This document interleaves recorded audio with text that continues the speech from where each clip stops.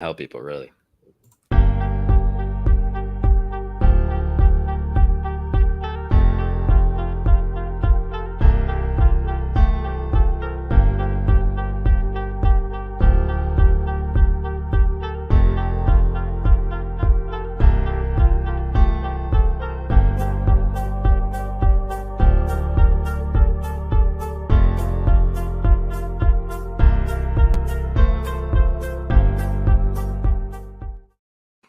Hey kids, what's up? What's up, Hexicans? What's up, Visionaires?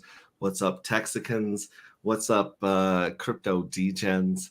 This is Hex Ray Vision coming to you live from Cuatro Cinco Studios in my mom's basement. She made me some scrambled eggs this morning. I'm very thankful for that. Some toast. So I've got a full belly. I'm ready to rock and roll. I've been drinking some Dunkin's Donut flavored coffee here. So my brain is turned on. It's tuned in.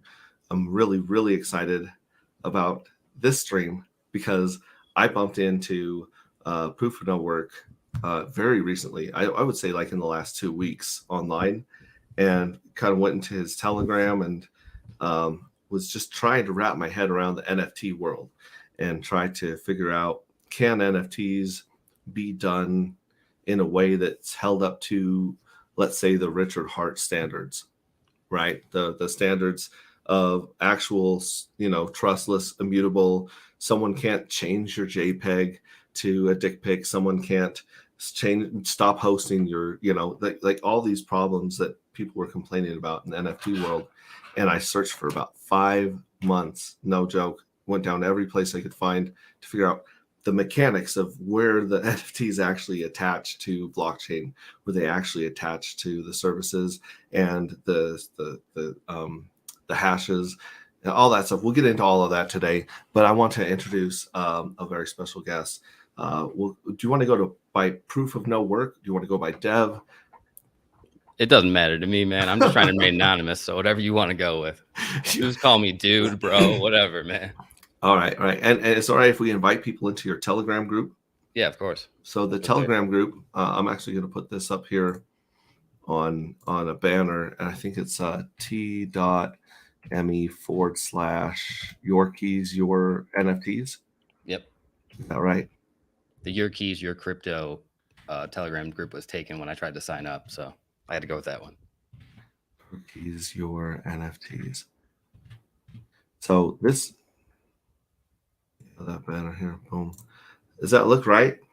If not, if you search Your Keys, Your NFTs, then you're going to find it on Telegram.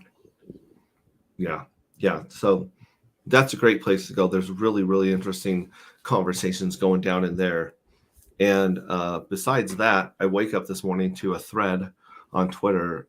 There's a spaces where Jack Levin and the homies are, bashing Richard for, what they call lying and misrepresenting. And then they also bash him for, not giving people their money back. They bash him for a bunch of really crazy stuff. It doesn't actually make sense if you've been in crypto. And I remember hearing Hodl Dog's reply to it. And Hodl Dog sounded like a Mexican gangster from LA, dude. He was like, these mother effers, blah, blah, blah, blah. He was so upset with this just silliness they're throwing on him. And you put together an awesome thread this morning, just picking stuff apart. So, depending on if you have enough time, we can go over that later. I know people like the drama. They want to go over some of that stuff. But yeah, for sure. In the meantime, just really quick, I don't know why they call it housekeeping, because that sounds like I'm actually like cleaning toilets and vacuuming. But the truth is, let me run my banner up here. We've got the crypto scavenger hunt. And I don't know if I even talked to you about the crypto scavenger hunt yet. No idea what it is. Okay. So I put together this community effort to help everyone in the community, whether they're YouTubers or just anyone in the community. If you have a goal that you're working towards and we can help you as the Hexcan and Texan and Visionaire community, we're going to help you, whether that's getting the word out about a project, whether that's getting more subs on YouTube, whatever it is, we're going to help you when we hit those milestones. I've been releasing seed words to a contract address that apparently has $100 USDC sitting in it, right?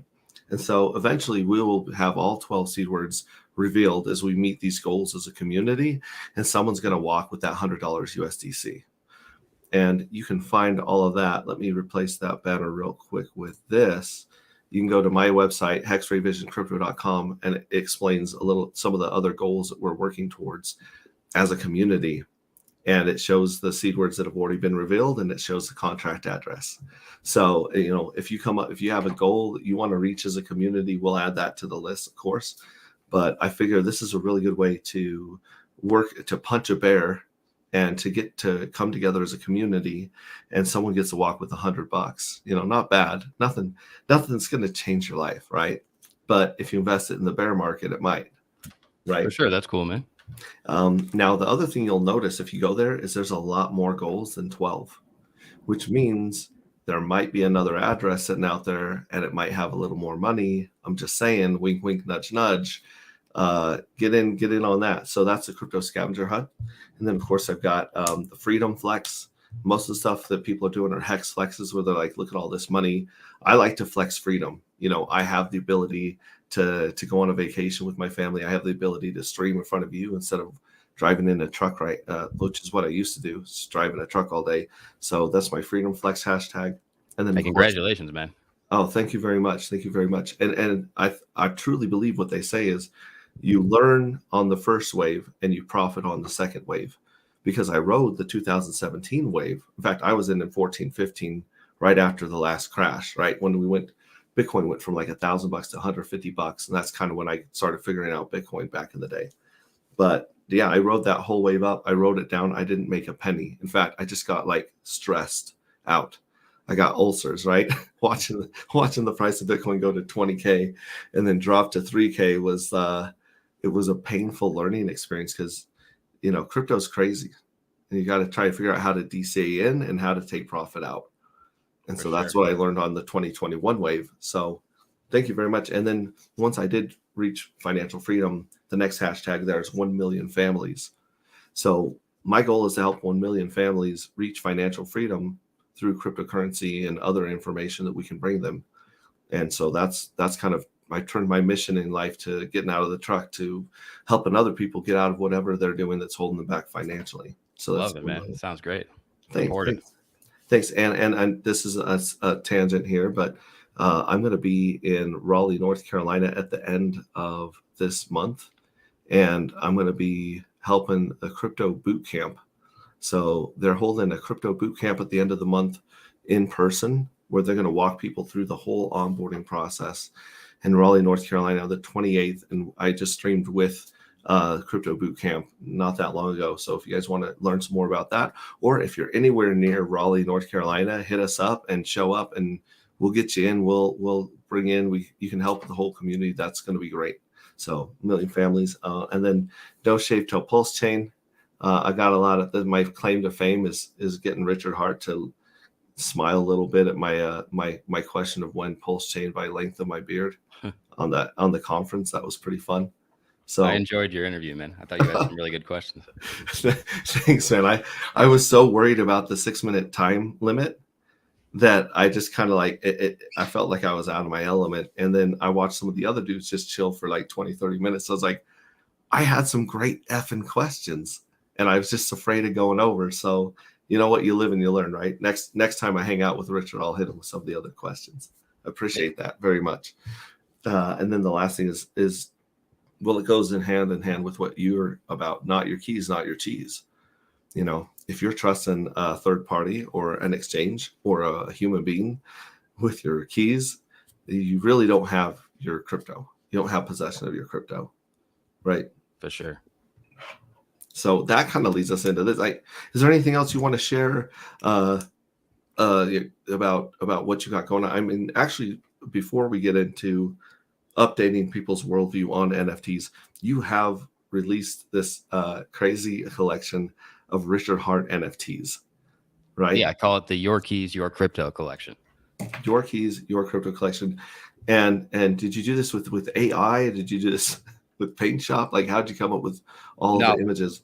Well, I made the Richard Hart images, but the backgrounds were sourced from hex.com downloads. There was a community member, I forget his name, I want to credit him or she, I don't even know who it was really, but they had a bunch of background images that they provided and said that you could use these for any thing that you wanted. They're free to use.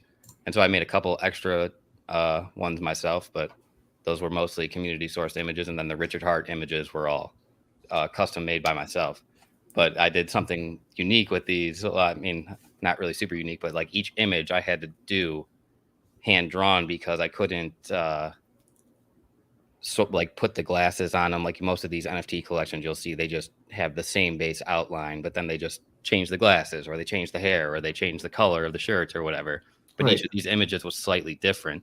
So if I tried to put all the glasses on them, some would be on his nose, some would be on his ear, they wouldn't be offset. So I had to go through that. And I had an issue with someone too as a part of this, because that's how normally in these NFTs, how they're structured, they're sourced from the metadata file, and the metadata file contains all the elements of the image. So typically they'll have like the glasses as an element in the metadata. The Richard Hart image is a part of the metadata. The background is as well.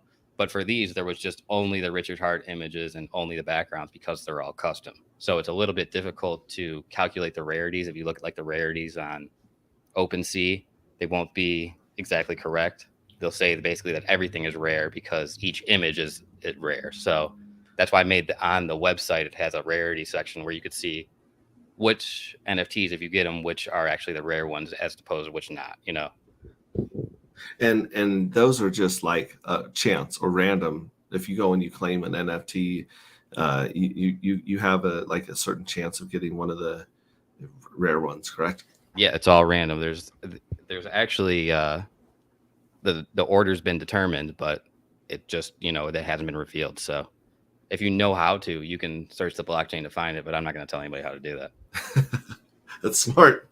That's smart. And so I was talking to you because I was blown away by the fact that someone could actually answer some of the questions I had.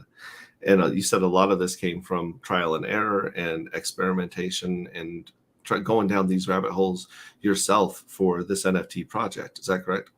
Yeah, for sure. So like when I first started, I was not very keen with how to develop on the blockchain. I had tried to do other NFT projects in the past, and none of them ever caught on or ever got any sales or anything. And I think a large issue was that I was using templates or like build for you apps or something that had everything just laid out for you, and it was just like drag and drop your little thing. So it wasn't very custom. It looked kind of like it was just thrown together fast. And so I didn't really have full control over it, that you were trusting a third party and all this to source all your stuff. So I decided that this was really not the way to go. And that by realizing that I was just trusting third parties in here again, that made me do exactly what you were doing and explore how can I do this and put it all in the blockchain and have it be just like a crypto is intended to be the best of them, like Hex, immutable. You don't want to have anybody that can edit the contract. But, full disclosure right now, I still do have the admin keys on this collection because if we transition to Pulse Chain and the collection hasn't sold out, I'd like to raise the price because the right now they're minting for free. After 555 are minted, then I'm going to raise the price up. But if we charge the ETH price in Pulse, it will be like pennies, But if you have 0.05 in ETH, that's 80 to $100 or something like that. If you have it in Pulse Chain, that's going to be less than $1. So I need those keys in order to edit the price. But after the collection is sold out, then I'm just going to renounce the keys so that there's no way to edit it or mess with the collection at all. Okay. And what's the website that people would go to claim the NFT? Your keys, yourcrypto.netlify.app. Netlify is spelled NETLIFY. All right, I'm gonna try this, dude. I misspelled everything when I'm streaming. So your keys, and then your NFTs. No, your keys, your crypto. Your keys, your crypto. Okay, and then what's next? .netlify.app. .app, right? Yep. All right, so this should be the website right here. Does that look right? I'm not seeing a website. I've got it on the screen right there. I didn't put the Oh, okay, HTTPS, yeah, yeah. but your keys, your crypto.net lify at .app. Yeah, the Netlify is just a web source provider that just allows you to host the static site like this for free. You can just upload your content if you have like a HTML, CSS custom built for your website design. You can just upload it to this, and it will host it in perpetuity for you. Awesome. And so what makes someone eligible to mint or claim this NFT? So at the beginning of the collection, I had it so that only hexagons could claim it. That only people that had, and it was only intended at first to go to liquid hex, not hex stakers. But I used a CSV file from backuphex.com to source the users and or the wallets that had staked hex versus the liquid hex holders. And for some reason, it was just like incomplete. There were some stakers wallets that were eligible to claim that shouldn't have been, and then a lot of liquid holders weren't able to claim for some reason. So after we got about maybe 10, 15 people that reached out to me to say that, hey, I'm having an issue with my wallet. Can you add it? I just decided to let anyone claim it. So now any wallet is free to claim it. And once that 555 threshold is hit, then the NFTs will go back up. I had thought about charging 0.055555 for each NFT, but we've had such a slow free claim phase that I think I might just reduce that by a multiple of 10 and make it 0.005555 because we've had it's been out since November 22nd. And this is, aside from the Matty Allen stream that I did one of the first days after it launched, this is the first real promotion I've had of it, aside from the just tweeting or my own group, Yeah, and if you guys haven't seen that, go back watch his clip on with Matty Allen. There's a ton of awesome information on that, and of course, Matty Allen he brings great information anyways, even without great guests. So check that out. I really appreciate him for sure. I mean, so if I go on there and I claim or I mint with an address, it's going to remember that address, and I'm not going to be able to mint multiple times with the same address. Correct? Yeah, so the way I set this up was using a third-party service called ThirdWeb, and ThirdWeb have a suite of audited soft or smart contracts and embedded mint buttons that are on the website. And as a part of their NFT smart contract, it builds like an interface that you can easily interact with instead of just having to go to the blockchain and do all this. Now I know how to just write to the blockchain if I have to, but I really enjoyed this interface because it was very simple, drag and drop. And the way that the collection is set up, it's that you enter these parameters and you can set them up in waves. So like say you want, if I have 5,555, say I want the first 555 to mint for free, then the next 555 to mint for $5, and the next 555 to mint for 10. You can schedule that. But the caveat about that is you have to schedule it by a time. So you can't schedule it like once a threshold is met, you're going to have to schedule it at a certain time and date. So if you're not sure exactly how fast they're going to mint out or whatever, that can be a little bit difficult. But this phase right now, once it hits the 555 threshold, then I'll just set the price on it and change it. There will be a little gap of time where I'll have to recognize that it hit 555 and then switch it, but it should be pretty immediate. So you're trying to hit 555 or 5555? There's 5,555 total, but I'm giving 555 away for free. So 10% of the supply for free. And how many of those have been claimed so far? The last I checked, there was 298 that have been claimed. Okay, yeah, and that's kind of crazy because it's in the bear market, everything is like running through sand and water, right? Everything is slow and quiet. There's not all this information and attention on our websites and For Twitter. Sure. So it's kind of interesting that people during the bull run, these would have just disappeared overnight, probably. That's what I would think too. If you look at OpenSea and you look at a lot of the popular collections, or you look at some of the NFT websites on other chains, you'll see that collections of this similar size have, on average, about this holders in total, or even less. So to have 298 holders already is, I think it's better than the norm for most collections for sure, because most of the NFT drops don't even get a few 10, Mm-hmm. Yeah, so that's cool. And then the purpose behind the NFT project was to try and bring attention to Richard Hart and Hex. Is that correct? Yeah, and not even as much about his products. It's more about Richard Hart and his teachings, and his main teaching. I think like maybe his key thing is not your keys, not your coins. Don't give up your funds to third parties. Don't have a middleman. That's what his whole mantra is all about. And just like it's not your keys, not your coins. This is your keys. It is your coins. Your keys, your coins. I like that. I like that. Yeah, it's strange that, I mean, a lot of people don't know about crypto. A lot of people aren't in crypto, but the amount of people in crypto that still don't custody their own coins is kind of crazy. Yeah, I mean, this is what this whole thing was made to do. Otherwise, you would just be speculating with like Robinhood or something on the traditional markets, or just why even use crypto if you're going to have these guys do that stuff? Just go on Robinhood. I mean, you're paying no fees. You're not impacting the price at all with that whole Robinhood debacle. All of the basically the way that Robinhood and most of those brokers are structured is that they just are the house taking on all the gambles, and they don't go out and buy the underlying assets to back what they have. There's just an order book that they're willing to take on because the majority of traders lose money. They just all get wrecked, so they're willing to put their neck out there. So if everybody in the world went on and bought $100 worth of GameStop, it's not, or I mean, of Bitcoin on Robinhood, it's not going to impact the price of the Bitcoin on the markets because that's not hitting the exchanges unless these guys are forced to go out and buy it. So it's just like you want to avoid all of this. You want to have your keys, your crypto. You want to secure this stuff. Now, if you want to get really technical about it, like these MetaMask and stuff like that, that's still a middleman. So in the best thing you could do is generate your keys on the blockchain directly, but that's a bit technical and not really feasible for most people.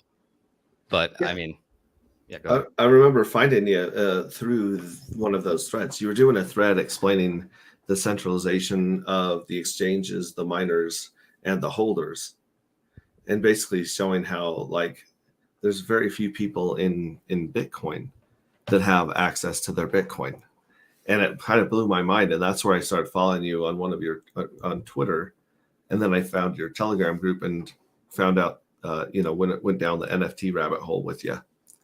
Yeah, like if you go to the Bitcoin rich list, it's like a website, you'll see the amount of holders versus the amount of supply and how much does each wallet size hold and all that. And you'll see like the top few holders hold like the vast majority of all the Bitcoin.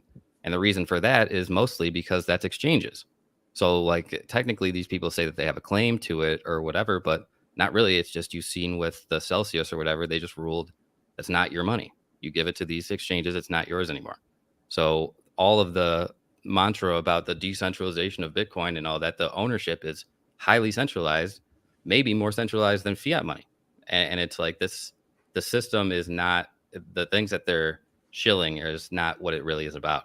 If you're just going to go out here and use exchanges and give your money to Celsius to get a 8% APY on Bitcoin, you're going to lose it. At some point, you're going to lose it. They can't generate that. Bitcoin doesn't generate yield. So you're not going to get that unless these people are out here doing speculative plays or charging huge amounts of fees for transactions, which there's a bunch of alternatives. So you see these type of things, you should run away and you shouldn't participate. And I totally support Richard in that. Despite what all the negativity that surrounds Richard and the criticism and the hate, like the information that the man shares with his audiences is golden. And despite how you feel about his presentation, like try to look through it and see the words and just listen to the info because it's absolutely golden. And this to me is why he's the most suppressed person in crypto that has this significance, because he's telling people to do things that will steal money from these people. They want you to be on these exchanges so they can charge the fees so that they can on and off ramp you and get all this money from you. That's exactly what this was invented to get rid of. If not just for a centralization, not just for like a get it away from the controllers or whatever, or conspiracy type of thing. It's don't have middlemen. You want to reduce fees. That's what this is all about, peer to peer. But it's gotten way away from that. It's no longer peer to peer, or at least the majority of it doesn't appear to be. Definitely. We've got about 24 minutes. We haven't started talking about updating people's worldview about NFTs because we've been going through what I think is a lot of great information here, and told people how they can claim. And so they're just paying the cost of gas to claim this NFT until you hit 555. Yeah, and that gas fee should be roughly, $3 to $5 on average, I'd say, depending on what time of day you're claiming it at. Awesome. Let me run through chat really quick, and then we'll start going into the right and the wrong way to do NFTs. We've got Brissology here. I did spell the title incorrectly, but thankfully this is not Twitter, so I was able to edit it. And then, of course, Red Squirrel's keeping us on time because we're a little bit late. Good afternoon. Would like to hear your opinion of RH demeanor during the Hex conference? I was let down by his presentation. You know what? I don't know if he was, tired wherever he's at, or if he's got a lot on his mind. But yeah, he did seem a little lower energy, and I don't know, like my thoughts are that he was. I'm pretty sure I know where he lives. I'm not about to out him or whatever, but I'm pretty sure I know where he's at in the world, and that was a time that probably he would have been asleep. And so he looked tired to me, and it wasn't like he was completely low energy. I don't understand where these people are coming off with this, reading his body language and saying that, like, oh, his body language is telling me this. It sounds like just pure speculation based on nothing. So I don't really know where it's all coming from. I thought his presentation was pretty good, and he gave more than I expected information about Pulse Chain. I thought he was just gonna poo-poo it and not say anything at all, but he gave some info and a little bit of updates, and he gave one yesterday. So I don't know. I wasn't as disappointed with it with the consensus. I appreciate him showing up. I think the worst thing would him be just not showing up at the conference. For sure. I mean, that would have been given the haters a lot more ammunition than him showing up tired and sometimes in what seemed like a bad mood. So who knows? It says, I'd prefer RH giving his opinion on Honey. That's really interesting. We got Honey, which is a project by Llama, Market Llama. Is that his name? Anyways, he's a cool dude, and I'm definitely looking forward to more information on Honey, because that's something we'd love to cover here. Francis Powell's in the house, and Tin Top's in the house. Facing Reality, Elbow Cough. I'm gonna be streaming with Facing Reality on Monday, so come check that out. Brissology, also known as the Human Footstool, says he likes to pronounce his name PoNW Dev. I like that, PoNW Dev. It's a little wordy, but I like it. It says, I have two NYK NYNs of Richard. He means the NFTs, I think. Oh, appreciate you, man. Yeah, and then he clarifies it in the next one. Tin Top, what if your JPEGs are all dick pics to begin with? Can someone change that, or would they be truly immutable? Okay, that's a question for later. Yeah, I'm gonna explain. What if you want them to say dick pics? That's a valid concern from Tin Top. Defiant DeFi, I like that. It's so late. How's everyone? Good. Hey. Each one is unique. We got Samantha in the house, ahoy, and we've got Fiber Finance in the house. They put out some really cool information, and they've been shadow banned like crazy. It's insane. They'll actually see their viewer count go down on their website, on their YouTube channel. So go and give them a boost, because they're fighting the algorithms to get some more subs and some more eyeballs. LOL. I think someone should tell Trayvon that it's not his money anymore. Yeah, we'll get to that, because that's part of what was going on, was these insane things that these other founders and leaders, these furus basically, are coming out and telling Richard how he could do things better. So that's kind of funny. But let's jump into NFTs. Like I said, the common line by Richard Hart is that they're JPEGs, roughly loosely associated with a serial code and hosted on a server that may or may not be functioning in the future. And so from that definition, it doesn't make any sense to spend $2 million, $3 million on a JPEG in that situation.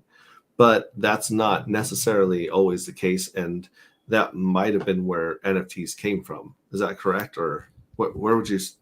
I'm just going to let you go now, just with Yeah, that entrance. for sure, man. So, I mean, I'm not, I can't tell you about every single NFT collection that's ever came out, but for the majority of probably the early NFT projects, they were using an external source to host the images. So it wasn't on the blockchain, or it wasn't on a data source that was immutable. It was probably on something that was similar to like a Google Drive that somebody had just uploaded their images to. And then they would point the NFTs data to that Google source. But at any point, somebody could just, if they had the login password to the Google account, they could just change those images. So what you really started to see transition to, especially in the past like 2 years since the NFT kick really caught on, was people started to use something called the Interplanetary File System, or IPFS, or similar services. And what they do is basically store and hold images and metadata for all kinds of different, they're not just exclusively for NFTs, it's for any type of file or data you want to put on the blockchain. And it will be stored there basically in perpetuity at a certain link. And then the way that the whole network is structured, like other servers and stuff will host your images. So what the whole mantra of being able to may or may not be hosted on the blockchain or whatever more is not really as accurate. Even the most popular projects you'll see, like Bored Ape Yacht Club and stuff like that, they likely, I don't know for sure, but they likely hosted their images on IPFS or something a similar related service. And so when you set up the smart contract for these NFTs, what you do is you give a link in the smart contract that points to the file data of your NFT. So it would include the things like I was describing earlier, where does it have glasses? Does it have what layer? What's the layer called? At what time was it generated? What number in the collection is it? And that's basically what you own. On the blockchain, you own that data file, and that data file is what hosts your image. So if anybody has the URL to your image, they can just right click it and save it, and there's nothing that you could do to stop it. But you technically can't prove ownership of it unless you have a token that holds that metadata for the NFT. Are you following that? I'm writing very. You're speaking so damn fast. I'm trying to take notes here. I'm sorry, man. No, you're doing great, because this is like so much information that people are hearing these words for the first time, the same way that at one point we heard the term blockchain and custody and public and private keys, right? Yeah. So I'm just trying to like absorb this, and as Bristology says, I did have a question about the IPFS. What hosts or what runs the IPFS? It's a blockchain. It's like a blockchain. So the IPFS is a blockchain? It's a blockchain that stores data. Essentially, there's what's it called? Internet Computer, ICP, or something like that, I think is a similar one. And basically all of these just host your data, host your images, host whatever for you in a trustless manner. And it's meant to be held in perpetuity. At that linkage, you can't edit the image. Like it sources you a link for each individual image or data file, and you can't ever edit that link. You can't edit the data that's in that link. All you can do is just upload a new one. And what I guess my question is, who runs the blockchain that IPFS is on? Like, are there miners? Do they get rewarded, or is it just like altruistic nerds across the world that are holding this network up? Yeah, I don't want to make any false claims here, because I'm not exactly sure. Okay, that's fine. Yeah, I don't even really want to speculate, because I don't know. So I'm just pulling things out here. I don't really know. Oh, okay, but it has been running for a while now, and years. Yeah, years. Okay, that's a good question. That's something we'll have to dig into and figure out what's holding it up. So that's fascinating. And then as far as I'm aware, it's just people not getting a block reward or whatever. They're just doing it for free, but I could be wrong. So okay. Now, the smart contracts with the link that points to the file, you said that they included several pieces of information. Can you tell us what those were again? So they tell you, one of them, I believe, was the time. Yeah. the So file I was mean, put it on there? depends. It depends on what builder you use. So Mhm. most of the NFT projects are randomly generated with you build the NFT with first building layers. So you have like the background, the beginning, or whatever. The different character traits. Does it have goofy eyes? Does it have glasses? Does it have change in hair? Does it have color? Most of the NFT projects will describe for you. So there'll be a list of characteristics, and it will say background, and then it will say red one, and then it will say image file, and then it will say like donkey number 2 or whatever. And they just each have individual characteristics. They'll Mhm. also usually have a link to the image that the NFT is associated with, and then it will have the number in the collection that it's there, and it will typically have a like a date on like a block timestamp of when it was created. It has also something called a DNA file. So these are all just these are all just information for things like third parties like OpenSea to read your data and then showcase what it is essentially.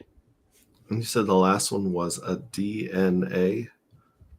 Yeah, that's just like the collection of each. So you compile all those different characteristics together, and then it spits you out a DNA. And then so when you use the generators, it won't give you the same DNA twice. So each one will have a unique like name to it or file, whatever it is. It's not really important for you or anybody to know, but that's how they typically are done.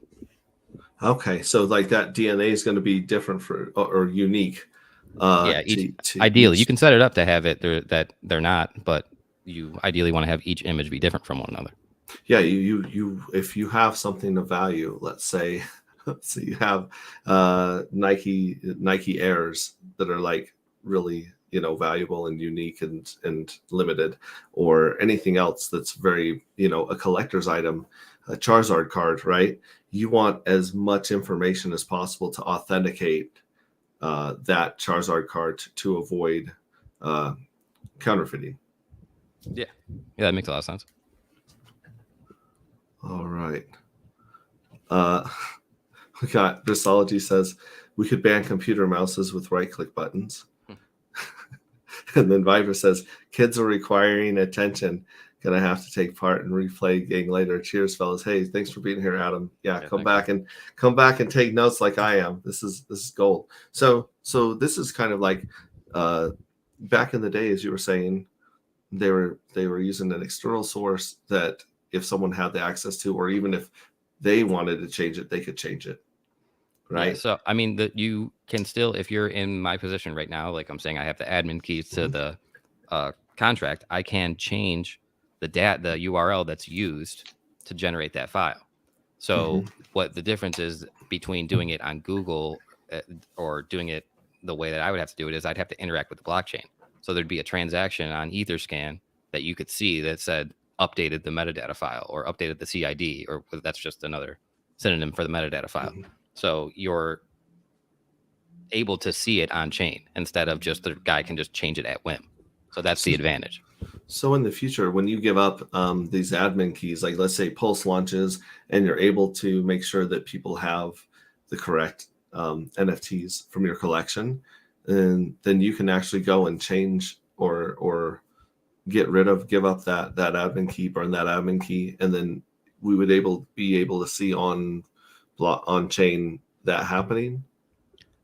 I'm saying that once I give up that admin key, I don't have the ability to do that anymore.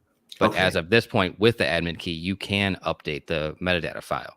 But like I'm saying, it would be on chain. So that's the difference. You'll see my activity on chain in a system like this, as compared to when you could just change the Google Drive at a whim at any time, and Mm-hmm. you'd have no blockchain activity of it. Okay. And what other points of failure are there in NFTs that can be decentralized or made trustless besides the IPFS system?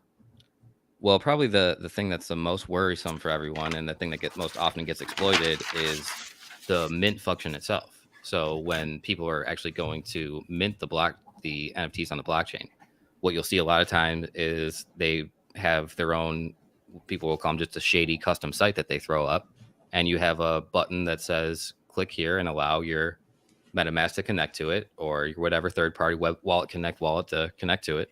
And once you log into it, you could give it permissions that you're not realizing. You could say, do you authorize your wallet to spend all the funds or whatever? Then what's even more sinister is that people can go to the mint button and you'll connect and it won't have any of those permissions or whatever, because people are kind of aware looking for that. And you'll go to say mint, and it says mint function on the blockchain. And when you click it, it says mint. But if you look at the smart contract and the details of what the function mint means, it could mean something wildly different. And that could be used to steal your money.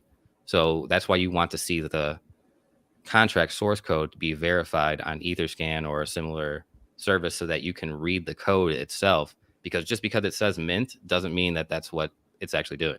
Just because it says burn doesn't mean that's what it's actually doing. The contract deployer can change those words to be whatever they want.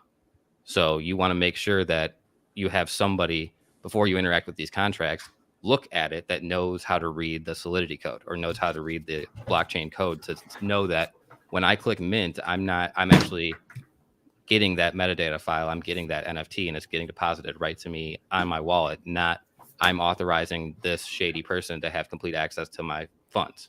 So that's the key point of exploit. Most people don't bother dropping an entire NFT collection and then swapping their image to a dick pic. It's really pointless. There's very few have ever even done it, but the real exploit is the mint button itself. And so I used something called the third web provided again, called an embedded mint function. And this was again audited and all that. And so it's if you look on my site where it has the mint, the NFTs, that's function and all that was developed by third web itself. I don't have any control over the functions or whatever. It's already deployed and verified on the blockchain. And once the contract's uploaded to the blockchain, unless you do an upgradable contract, you can't edit it. So the way that it's set up is it's been like verified. I went on the Telegram chat for the Pulse Chain Police and had them look at it, and they verified that I did have the admin keys, but there was no external exploits or anything worrisome about the contract. So you really want the contract to make sure that's verified, and don't trust a website, even if it does have, say, an embedded third web thing that looks like mine. That could still be exploited. There's a developer or front end guy could just make an exact copy of that. So you really want to make sure that the contract source code is verified on chain and you can look at it and understand it. And if you don't understand it, make sure that you get somebody else that understands it.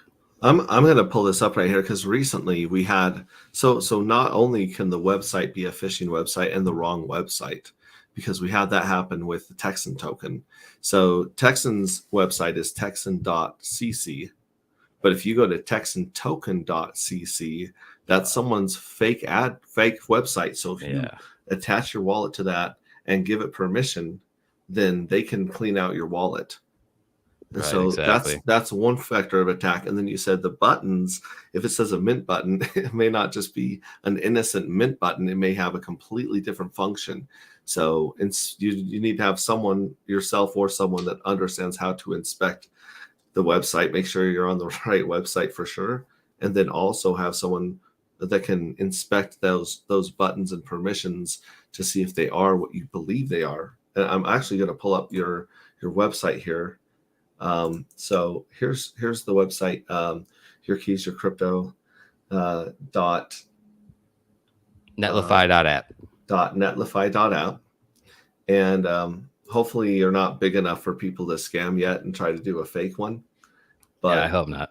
And again, I'm not really happy with the face that froze on screen, but it's okay. I'll give it like a 6. But here we are on your website, and you were talking about these buttons here when they're embedded mint function right here. Is that correct? Well, no, see, those buttons that you're looking at right there are just HTML status code. If you go down, if you see, just click the mint button, or if you go down right there, that little thing, that's the GIF that's going with the Richard Hart images. That's what I'm talking about, yeah. So if you'll notice, like, I don't have the connect wallet button on the website except for just that embedded mint button. That's another thing, like I was saying, with the connect button that could be exploited.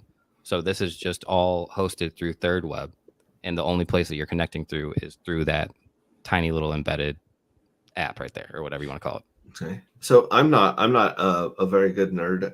If I were to right click this and hit inspect on the button or on the page, would it bring up and tell me what it is we're looking at? Yeah, you could look at it that way. You could just inspect it and look at the HTML code and the CSS and all that. It's a bit hard to read. Sure. But here's the button right here that I was right clicking on. And it says, kind of what it is, data part, trigger, type button. And it tells you, is there something that people can look for in the inspection that would look maybe completely different if it was a malicious button? Would it have maybe quite a bit more code, or would it have certain phrases that we could look for, like you're about to get jacked, I'm going to steal your money, or yeah, I mean, in all honesty, if somebody, in order to do something like this, you have to be extremely sophisticated to put up these fake functions and all that and do all that. So they're probably going to have ways that they conceal it, that they're going to be very difficult to spot. They're not going to put in my thing, here, this is robbing you, ha ha ha, or nothing like that. So Sucker. yeah, I mean, I highly doubt that you're going to see anything like that. But if there is issues with those connect buttons, you don't want to trust some type of button that you've never seen before. Is the whole point. So if the typical connect wallet button, you're going to know it just because you've used it so many times. If it has some type of foreign connect wallet button, that's when you get interested and look at it, like, what the hell is this? Maybe use a different wallet. But I couldn't tell you, if you right clicked and inspected the buttons, what exactly to look for, because it would point to where all the exploits would be happening is on the smart, or on the blockchain, not just on this front end. They're just trying to get access to your codes and just grant you a permission. So you would have to still verify the permission, and like your MetaMask, you'd still have to click approve or whatever like that. And right, approve, connect, one of those. Yeah. So once you see that option that it asks you to do that, then you would want to find the source code on the smart contract and look at that. If it's asking for permission to connect, what does that say on the blockchain? What does that function say? I really like this one with like the shooting stars behind him. That one's really trippy. Right there. And then it's got your rarities here. If I just click on rarities, will it show me the rare characters, or it just shows you the more rare attributes? Yeah. Right. Okay. Wow, that's really cool. Okay. So going back to what we were saying earlier, besides the fact that you kind of want to find out if your NFT is hosted on the IPFS or if it's just in someone's Google Drive, that's one place you definitely want to start when going into NFTs. The second thing is you want to triple check the website to make sure you're on the right website. And then if you have access to someone like what you said, Pulse Police, is that correct? Yeah, there's Pulse Police, I believe, or it might be Pulse Chain Police, but the Telegram group that you could go and ask people questions that are devs or people that can read Solidity, and they'll tell you if they think this has any problems, if they sign off on it. And typically, if those guys sign off on it, they're right. Got it. That's good to know. That's the power of community right there. Is very few people can do everything, and if you find a group of people that can all contribute something to the community, you're a lot better off being in a community like the Hexicans are. Yeah, this Hex community is insane, man. Just with all the front ends built just for one lone project, and all the different derivatives that have came from it, and people doing things like Hedron and all that. Like, there's nothing really else like it in crypto. I mean, you could say ETH, the things are building on it, but it's not in the same way. This is a token. I don't know. I can't think of anything else that is like this, really. Wow, that's awesome. Now, Tin Top says Brasology, interplanetary memes forever and ever and ever till a solar flare or gamma ray bit flip. So yeah, and then Samantha's got a holographic Charizard card. Yellowtail's in the house. Holla. I sold mine, man. I had a couple of them. Of the Charizards? Yeah, I had them all. I collected I used to have the entire first set. How long did it take you to collect that? Years. So many years. Yeah, I don't know. I was a psycho with it. I had there's the way they were structured, there's like 4 first original sets or 3 of them or whatever. I had every card for all of them. Dang. That's commitment right there. Right. Yeah. Okay, so we have the embedded mint function, which means that is, a safer button, and it's one that people can't come in and mess with, right? They can't come redirect it or mess with your mint button if it's the embedded mint function. So I mean, I don't want to say they can't, because technically, anybody could mess with something or make a faulty front end that appears to be that mint button when it's not. But for the most part, when you see that embedded, that third web and that logo, you're pretty safe. Awesome. Okay, so that's another thing that's quite different from the worldview of most hexagons when it comes to the NFTs. Now, is there anything else you want to go over technically when minting and offering an NFT before we go into the marketing strategies of NFTs? The only thing I can really think of, it's just kind of a trivial point, but when you mint your NFT, most NFT projects, for say like my NFT, the only one I had was number 1, because I had to mint it to do all this, to have it appear on the blockchain. Mm-hmm. NFT number 1 has token ID 0. So if you have NFT number 255, your token ID is going to be 254 for the most part. Oh, okay. So like when you're using Metamask and it says your first transaction is transaction 0, it's not 1. Yeah, like the ID for your token. So there's 555 tokens. It goes from token ID 0 to 5554. Got it. Okay, cool. And it says, I have mine from when I was a kid. Who did you sell to? Are they still buying? Looks like Samantha's looking to buy some dips in the crypto winter, the bear market. I sold them like near the top of the speculative phase of cards because they were just going for astronomical prices. And I just used an app and found a local buyer, and somebody came and picked it up for me for cash. So worked out pretty good for me. Awesome. Okay. Now, I get a lot of messages from people on Twitter, and I'm sure we all do, where they're like, hey, we're going to get you on the white paper. We're going to get you on the white list. And so they build this hype around usually a very famous person, Logan Paul, or some influencer that's got a big following, and they'll pump a new project and get people to think that the trading value is very, very high when in fact it's not high. You know what I'm saying? So yeah, can you go into that whole hype and manipulation cycle that some people have used NFTs to rug pull with? Oh yeah, I mean, we could talk about this for days, but I mean, they're basically a similar model is followed by almost all of the super popular NFT projects that you've seen.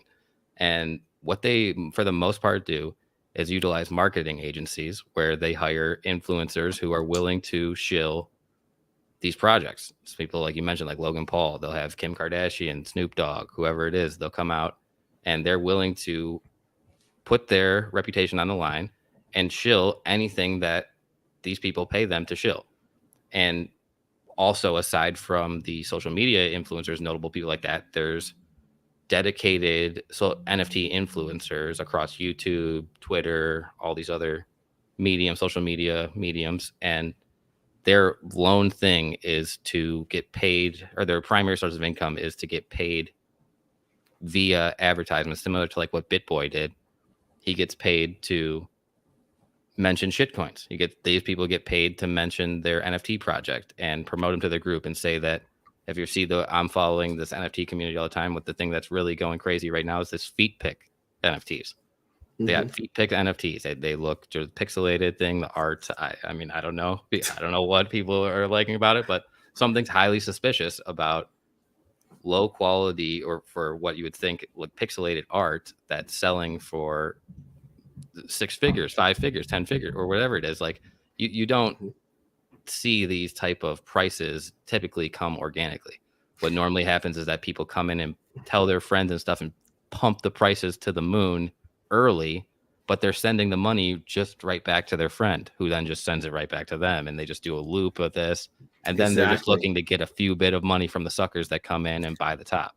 Well, and with crypto, you don't even need a friend, right? You can be the other person that's buying this stuff back and forth. And Exactly. Yeah. as long as the supply is not on the market yet, you can sit there and pump it up and make it look like it's got this insane demand and insane value. And then you open the floodgates and everyone's looking at this crazy, chart going up to insane amounts and saying, oh, this must be very, very valuable. And then all of a sudden they just they just dump all these, their I don't know, do you call it a library? Do you call it a collection? Yeah, I mean, it's just like they'll come in. Oftentimes, people will just come in. They'll buy up 90% of the supply with their own funds, recycle them. They used to use things like Tornado Cash and mixers and all that, so you couldn't track it and obviously know, and then just keep buying these things over and over and over again. So it gets to the point where like the majority are sold out, and it's just simple supply and demand liquidity issue. And then there's all these people that are getting told by their favorite social media influencers that this is the next big thing, or their alpha call or whoever it is. But in all actuality, they're getting paid for the most part by the people themselves to recommend this to these people because they just mindlessly buy whatever they tell them.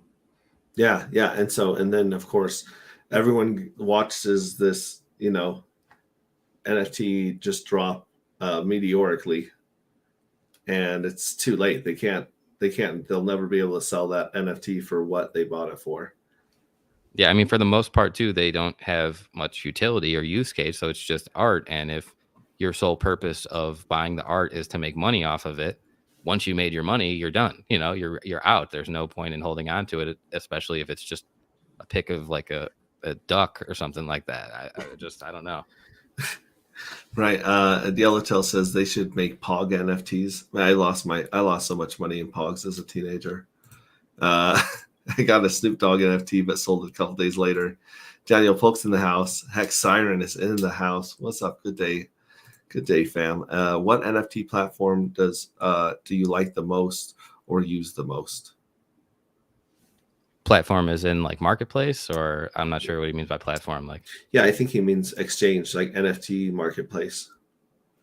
I mean, the best place to do it is sadly OpenSea, even though they track all your stuff and they have the lion's share majority of it. For the most part, that's my best place to see it. There's also, man, I'm blanking on a couple of the other names that I used, but probably aside from this, the favorite NFT like platform and all that is something called Ecomi or Vivi, and they have an entire like app and everything set up where you can buy NFTs that are licensed. So from like big brands, so say Disney and DC and all that, they have the exclusive rights to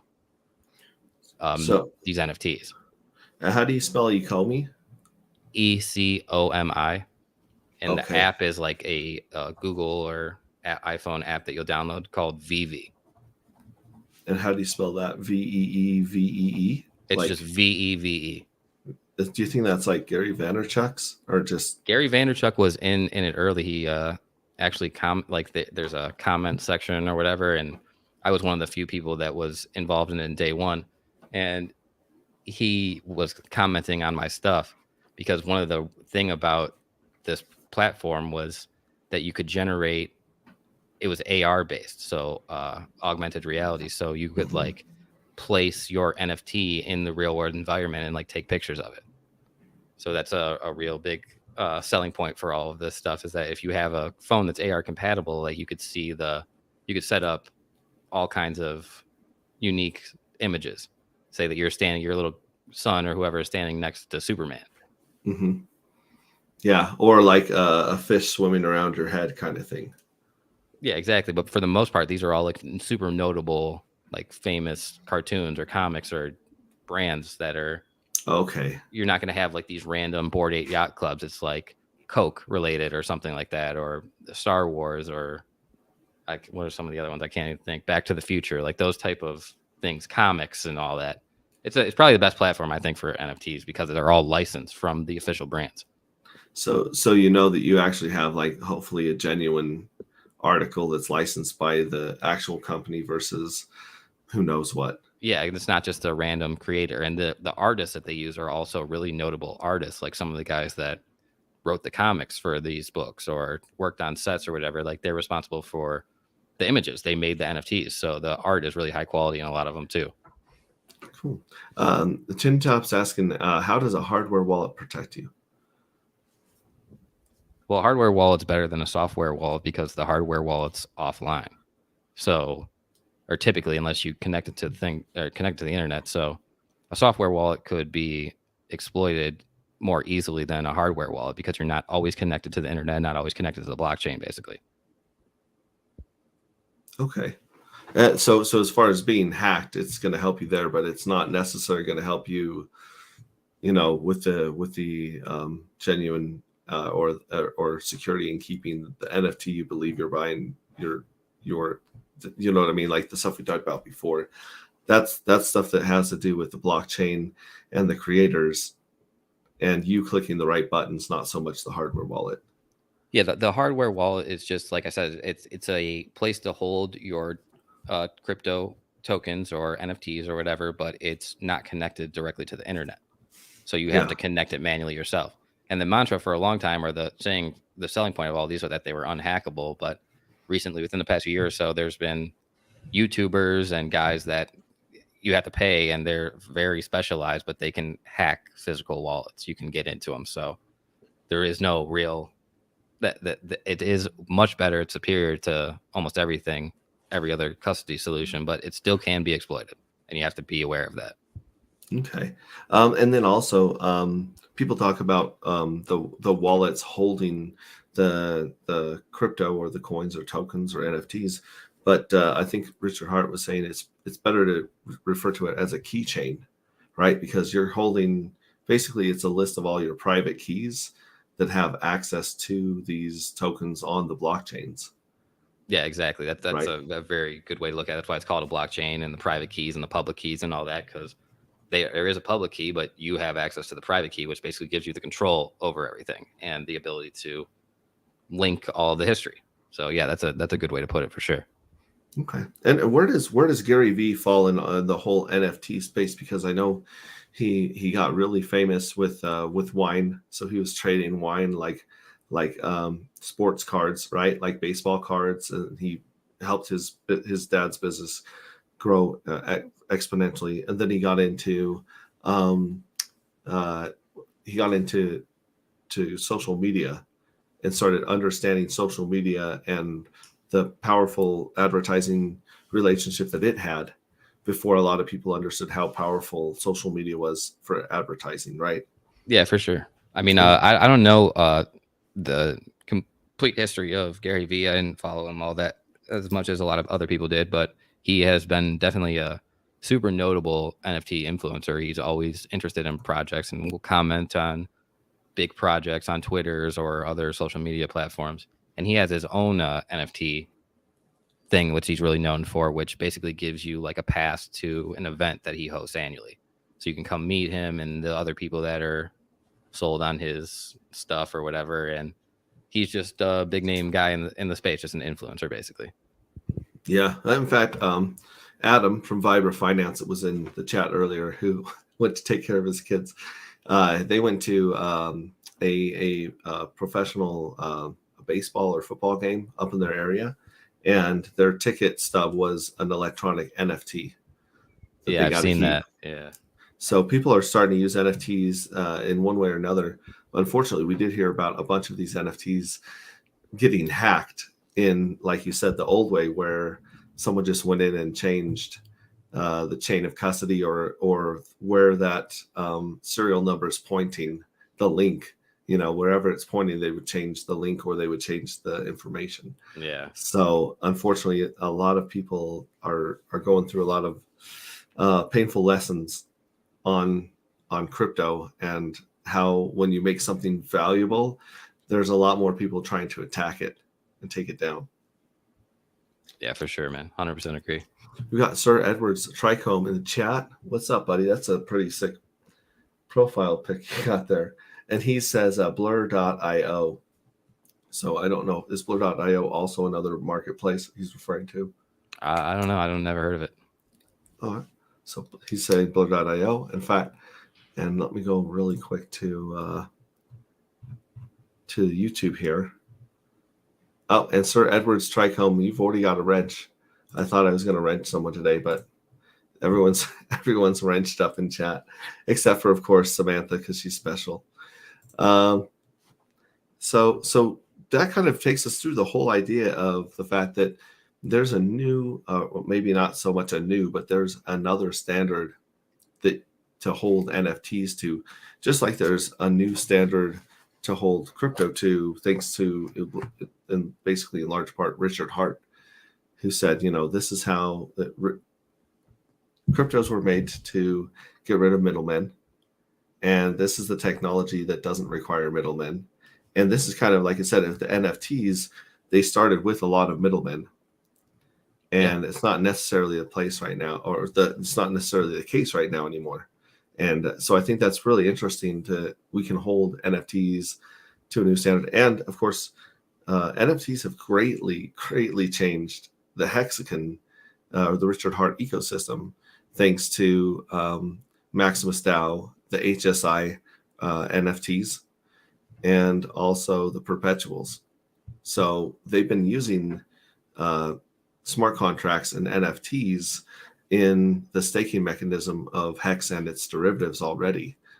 And so it's interesting that I believe Alex from Hedron also on Twitter published a website that you can't take down. Does that make sense? Yeah.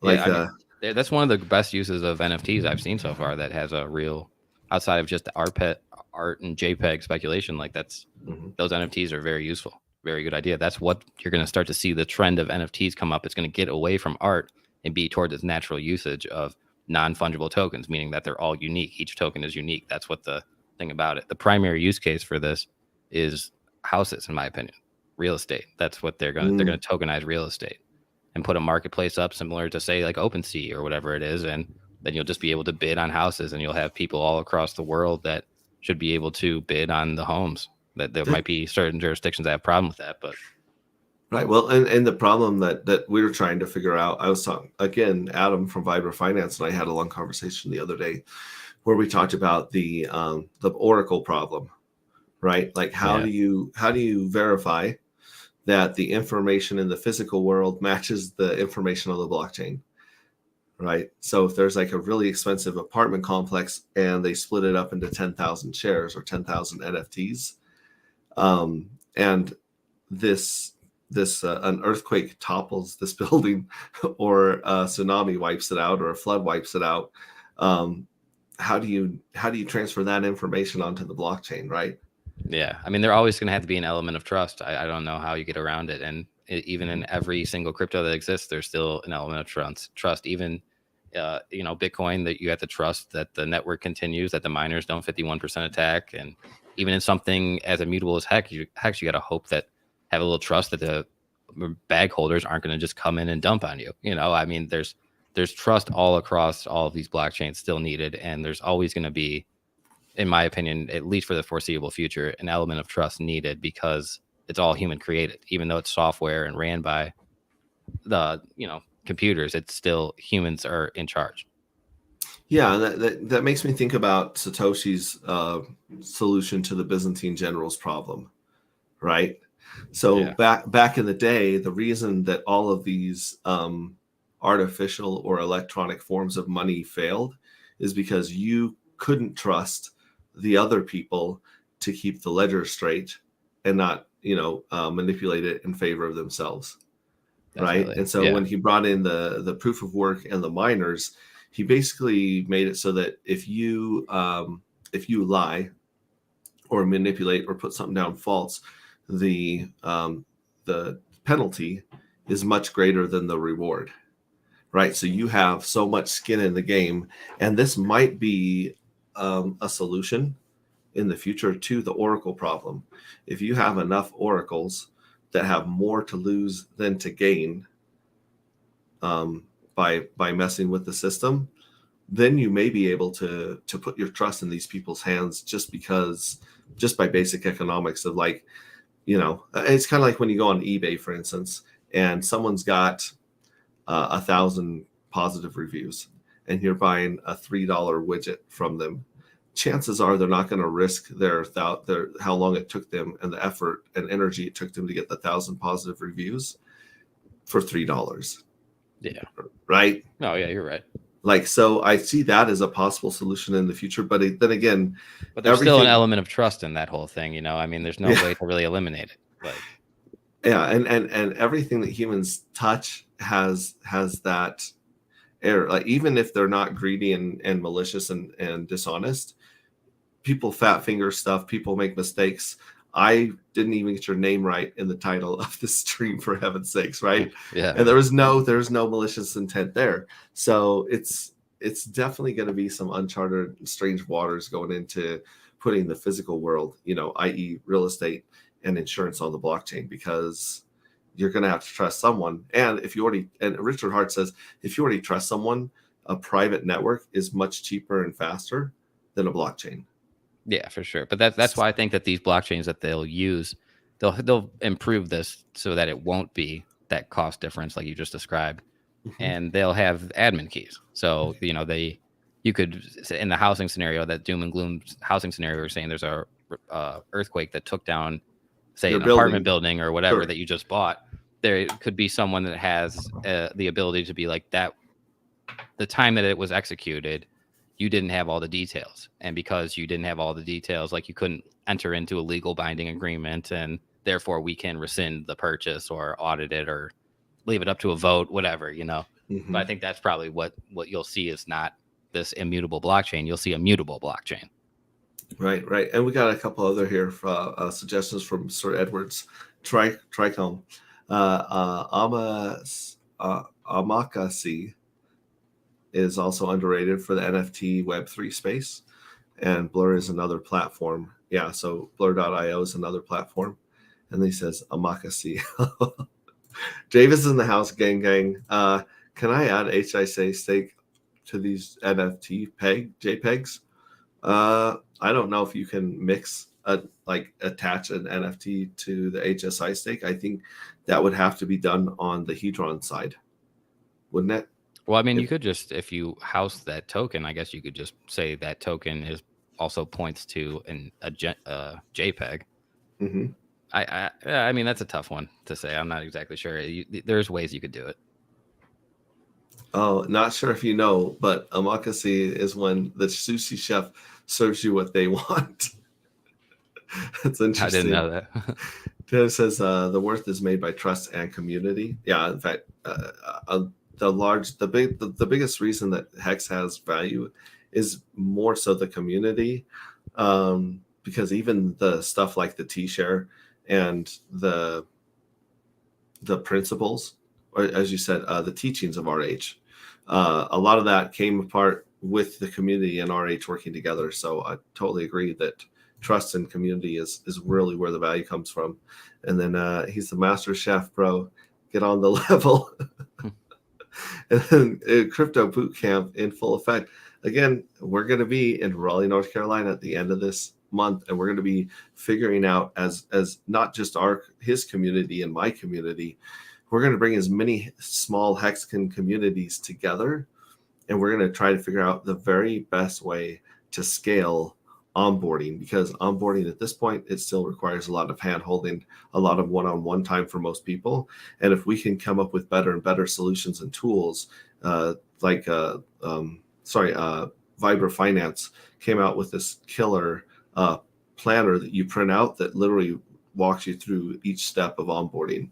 So some people are able to do that on their own, some people aren't. But I saw that there was a test pilot program or something. I can't remember which. It was a credit card company, really? Say Visa or something, that was utilizing some type of new mechanism. They had like a bounty program they've been running on it for the past year to directly onboard through the blockchain somehow, utilizing like a card or something without the third party trust. Or I didn't fully catch it, but there was something like that they're developing.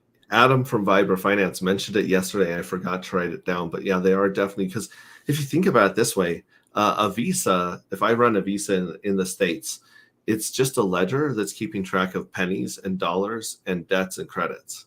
That's it. You could literally replace, the pennies for hearts and the dollars for Hex in the same system and run the same system. Essentially, yeah. It's just a unit of account.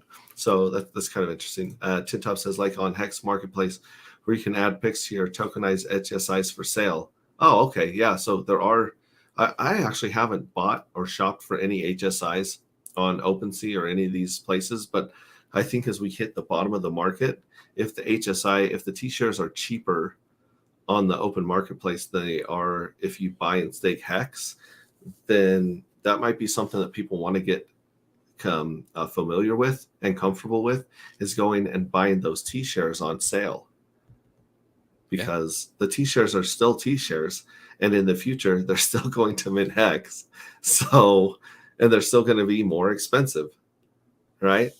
So yeah. Dude, Crypto Bootcamp says, every living Hexcan in the area, please come and help us with our community, unify our community. Yeah, if you're anywhere near North Carolina, definitely come chill with us and hang out as a community. Our goal is to onboard 100K on the way to 1 million. Thanks, Hexway. You bet. All right, so now that we've helped a lot of people, myself included, update our worldview on what an NFT is and how you can trust it, or when you shouldn't trust it. Do you want to get into? We had you did this insane thread that I woke up to, and I was just going through it, going, man, this is insane, but it's so logical, and it's also just very common sense. Like it dials back, because the 6 minutes on the Twitter spaces is so full of like conjecture and opinion and bias, and it's so salty. It's emotionally charged, man. That's what I think the biggest thing, and I think I do a good job with this because I've never held Hex. I'm completely out of the market for the past year. I've been predicting, just along with Richard Hart, that Bitcoin's going to go to 10K. I still think it is going to, despite this pump that we've had. And I just don't see any reason. Yeah, so emotionally charged is probably the best way to do this. I'm gonna try playing it. Do you want to just stop me if you want to stop me, or do you want to just go down the bullet points? I mean, bro, it's however you want to do it, man. You could just go back on the bullet points. That'd probably be better, because then we have to listen for 6 minutes and then go over it all, keep it fresh. I don't know. Okay, we'll just go over the bullet points, and then we can, because you're addressing things point by point there. So let's see here.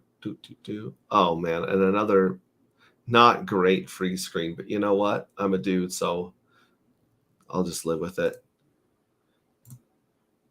Here we go. Okay, so let me actually make this a little bit bigger for us so people can read it a little bit better here at the top. And then I'm just going to scroll down. So basically, this Twitter space has Jack Levin in it, right? Yeah, and Trayvon James, I think. And Trayvon James in it. And then there was a couple other people here I saw speaking, but I can't remember them. I heard Jim Rat Crypto spoke up for a minute, but they didn't really want to hear from him. Okay. All right. So here's the first one. So they said, just because of what I have seen in the conference the other day, he couldn't come up with any sort of roadmap for Pulse Chain. This is Jack Levin saying all of these quotes. Oh, okay. So yeah. So I'm gonna let you take over here and scroll for you, and you just go over to the points and some of the explanations and responses to them. Do you just want me to like read the thread? I'm not like. Yeah. Go ahead and read the thread. That'd be great. I just have it up on the screen for anyone who wants to see it on the screen. So go for it. Okay, yeah. Well, so I just basically listened to Jackson give his little spiel, because I kept seeing all these people tweeting about this clip here, and I just analyzed basically every point that he made over the 6 minutes and gave my feedback on it. I could be wrong about some things. These are just my opinions on the thing. So just like the quote, Richard's position has been for a year that it launches when it's ready. So if he couldn't come up with any roadmap or anything the other day, like, that's to be expected, because that's been his position the whole time. Jack said next, what we do know is that it isn't coming anytime soon. And I don't know where he gets that position. Richard made it seem as though it's pretty close. And then he goes out and says that, I mean, unless Jack has direct knowledge from Richard or the devs, no one should know when Pulse Chain is going to launch. So I don't know where that came from. Well, and he talks about a roadmap. Roadmaps are usually put in with securities, right? So future expectation of future work of a project, right? Yeah, I can see what you're saying there. Yeah, we had absolutely no roadmap for Hex. This is how I want it to work, and that was the roadmap. That was it. Like everything came out, and that's exactly what was expected and coded. It's gonna be really hard to expect that of Pulse Chain though, because as a layer one, it's a different mechanism. There will likely be changes made and stuff along the way that'll need to be improved, and they might follow along some of the updates and upgrades that the ETH2 guys do. So I don't know, but I personally don't have those same expectations. I think there should be a roadmap, or there probably will be. Okay. Yeah, you're right. Layer ones are much different than layer twos. So. And so then Jack's next claim was that he says that Richard appears as though he's not interested. And I don't know where that came from. Richard just posted, I have in the tweet here that he just posted a Pulse Chain teaser, and then that's working on a private V3 testnet. So there is a private V3 testnet. So to say he's not interested, I don't know. He then goes on to speculate why he's not interested, and then this is where it gets really emotional based. And I think Jack is just trying to appeal to the crowd or get these emotionally charged hexicans or people that are anti-Richard to be on his side, because he said perhaps he's worried that Hex price will jump if it launches in a bear market, or that the SEC has both Pulse Chain and Hex on the radar, and that they have advised him not to do anything until the case is settled, or that, I don't have any reason to believe that that's true. We just have those investigations from the Hex influencers, and as far as I understand how that case goes, the Hex influencers were being sued by a third party who said that those influencers harmed them by promoting this. It wasn't like an SEC investigation into these influencers because they thought Hex was security. I believe it was because some third party came to them and said that these specific people wronged me by doing this, by promoting this illegal security. And then so now they're trying to argue that they were getting paid by, say, Richard or an OA or something like that, but in all actuality, they weren't. So I don't know where that comes from. Mm-hmm. And I think we're on 6. Yeah, that was about the point about the roadmap. I think there is going to be a roadmap, although it hasn't been confirmed. But I would, like I said, with a layer one, I would probably expect there to be a roadmap. And then the next point was people were talking about his body language, that he's not even, this was the point. I don't know, a lot of people like this. His body language told me that he's not even talking to developers, Jack said. And I said, if you can tell by someone's body language who they are or who they are not talking to, you need to get out of the software development and become a superhero. Or how do you read somebody's mind by just seeing they're not talking to a certain person because their body language is giving you a certain thing? That's absolutely ridiculous. I don't know. Right. Then he goes on to allege that maybe there are no developers. So he's a software developer, man. It's not like he doesn't know this.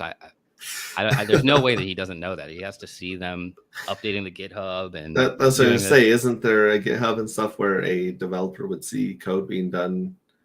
Yeah, I mean, he knows it, man. I think it has to be just FUD. There's no way that he could be that ignorant. Mm-hmm. And then as he goes on to say, maybe ETH2 is a lot more complicated and need to start from square one, but he's also the same guy that's saying you should have this out already. It's very simple to do, blah, blah, blah, blah, blah. But it's very contradictory in my opinion. I don't know where that's coming from. Mm-hmm. And it said, forget the world's largest airdrop. It already happened on ETH PoW. And I think this is a lot of people's FUD point that hasn't really been rebutted very well. But I think that the world's largest airdrop, it will still be the world's largest airdrop because it's happening later now. So it will have even more a larger system state when it comes down. Mm-hmm. So it will still be able to claim the largest airdrop. And the primary reason that all of these tokens and stuff don't have any value is because there was no community behind these forks. There's ETH PoW, there's no hash on those networks securing them. There's hardly any market participants on any, even from the hash to just the people speculating on it, the volume, it's just a dead ghost chain. So that's why you're seeing these things were worthless. You saw moments right at the launch that Hex was dominating all of the ETH forks compared to anything else. And that's because that Hex community bought into the narrative and was willing to try it out on a new network. Well, they went over there, they built front ends, they built all sorts of stuff that no one else was building anything over there. Right. Yeah. Besides the Hexagon community, which kind of goes and shows how bored we are in this bear market. For sure. But I think that Pulse Chain will offer, or you'll see like some notable projects that themselves build front ends and point it to Pulse Chain. Like that, it's a very likely thing to happen because there's so many notable social media influencers that allegedly sacrificed. So you'll probably see a lot of front ends that get pointed there because there'll be demand for them to use it and for people to value the token. Yeah. And then the next one, 11, you can airdrop Hex on the new chain by looking at the Hex contract on Ethereum. It's actually very easy and can be done in about 5 minutes. I mean, bro, you can't airdrop the entire Hex system state in 5 minutes unless you have the chain completely deployed and everything already. Like, to just you're going to launch a blockchain and copy the entire Hex system state in 5 minutes? That's preposterous. It's not possible. And then if you're going to airdrop the stuff, it takes time on the blockchain to process, and a lot of the blockchains have limitations as to how many transactions they could do per send. So you have to wait on the blockchain. It's not true. It's a false statement. Yeah, and then 11 is so good that you put it twice. So you got 2 11s, and I only bring this up because when I retweeted this, I put good breakdown by proof of no work, and instead I wrote hood breakdown. I saw that. Yeah. So it seems like it's a little more gangster. Yeah. Unless you already read Twitter and you know I meant good. So I did not intend that. That's an error, man. I did not intend to do the double 11s. That's okay. I like it. 11-11. It's like lucky, right? Yeah, sure. Yes, that's just being an idiot. You're good. So he says this whole idea of giving free stuff or a copy of stuff you have on Ethereum ultimately has no value. And did the guy that made Zen say something doesn't have value? It was just a free copy. I mean, I don't want to like attack Jack too much, man. I don't honestly either, like Jack as a person. I thought that he was doing good things, but since the launch of this Zen token, it's just been a disaster, and he seems to just be losing a lot of social credibility. In my mind, making a lot of wild statements and shilling this project as though it's something that people should be paying attention to when it has gone negative 10,000x more than. Why I don't understand the value that people think it's going to have here. There's no exit liquidity for this product. Well, the only value that I finally found after listening to a bunch of people was if you're the first to mint and the first to dump, then you can harvest. You can just sit there and milk whatever this is. Like, bro, first full disclosure, I minted that first day. I did 1 day mints. I did a bunch of 1 day mints and cashed out the top, and was part of the first people that were dumping on all these people because I knew what was going to happen. See, mine's like not coming out for a while, and so mine's like the value of my Zen is way less than even a low Ethereum fee. So I'm like, and whatever. The thing is, like, see, in that 1 day, I more than doubled my money, but that was 1 day. Now all these guys are waiting for 365 days to get a 2x or something like that. You could have put that money to use probably in better ways, and not have to sit here and wait for and hope that by the time that you get to the end of your claim phase, that it has value. It's very similar to Ohm and Time, if anyone knows what those were, where they were offering 900 trillion% APY every day or annually or whatever, and then they're like, have all these calculators. If the price stayed the same or went down 5x, you put in $100, you'll be worth 1.6 million in a year. Right. Like, yeah, if there's any exit liquidity in a year, and every single one of them within a year, there's no exit liquidity. They all like rugged, basically went to zero. This is going to be the same type of thing with Zen. And the question is, what would be the motivation of someone to buy it in a year? They don't answer that. They just like this magical person shows up with no reason to buy and buys it at that price, which especially that's just in not a year, logical. Like, you could see in a couple years down the road that after the super mega hyperinflation goes down and the reward for minting it starts to go away, if for some reason all of these extra projects that they put on top of it, the reflection tokens, the NFTs, all that, if those have any usage, then maybe you could speculate that after the inflation starts to ramp down a little bit, it might be worth getting because it takes so long to mint to just be profitable. Like, you can't do 1 day mints right now and be profitable. You'll be at a loss. So how many days does it go out from the time that you're minting it until maybe someone might speculatively pump it or come in and buy it? There will be moments in here where you could capture a lot of value by speculating, but it will just basically be dumb luck, and it'll be very temporary. And it'll most likely just be somebody that's buying in ultimately who's going to lose. There's going to be so many more losers than winners. Yeah, and I completely derailed you and interrupted. So the point was he's saying giving away stuff for free has no value, and then your response to that. But I mean, nothing has value until a community of users agree it does. I mean, that it failed because there was no community behind it. Unlike Pulse Chain, that was basically the whole rant summarized up. Yeah. And then 12, USDC has no value on ETH POW. Why would it have value on Pulse Chain?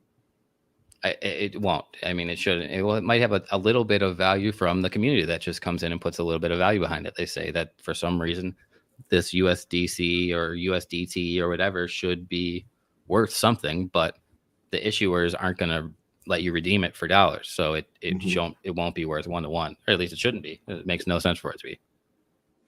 Yeah, and then he says perhaps he thought it would have value, USDC on Pulse Chain, but maybe he realized it has no value. Therefore, they're desperately trying to come up with new ideas in terms of what to do. Yeah, so I mean, I searched on hexsearch.io, and there were just an abundance of clips where Richard was talking about how USDC or USDT and all these will have no value on Pulse Chain. He knew it, but he also speculated that like maybe they won't just invalidate the coins and make them not useless or make them like shut down the chain basically because they have the admin keys. They could just do that if they want. Maybe they won't do that because the users could sue them to say that these have value for some reason. We value them. The community values them. You're stealing my money.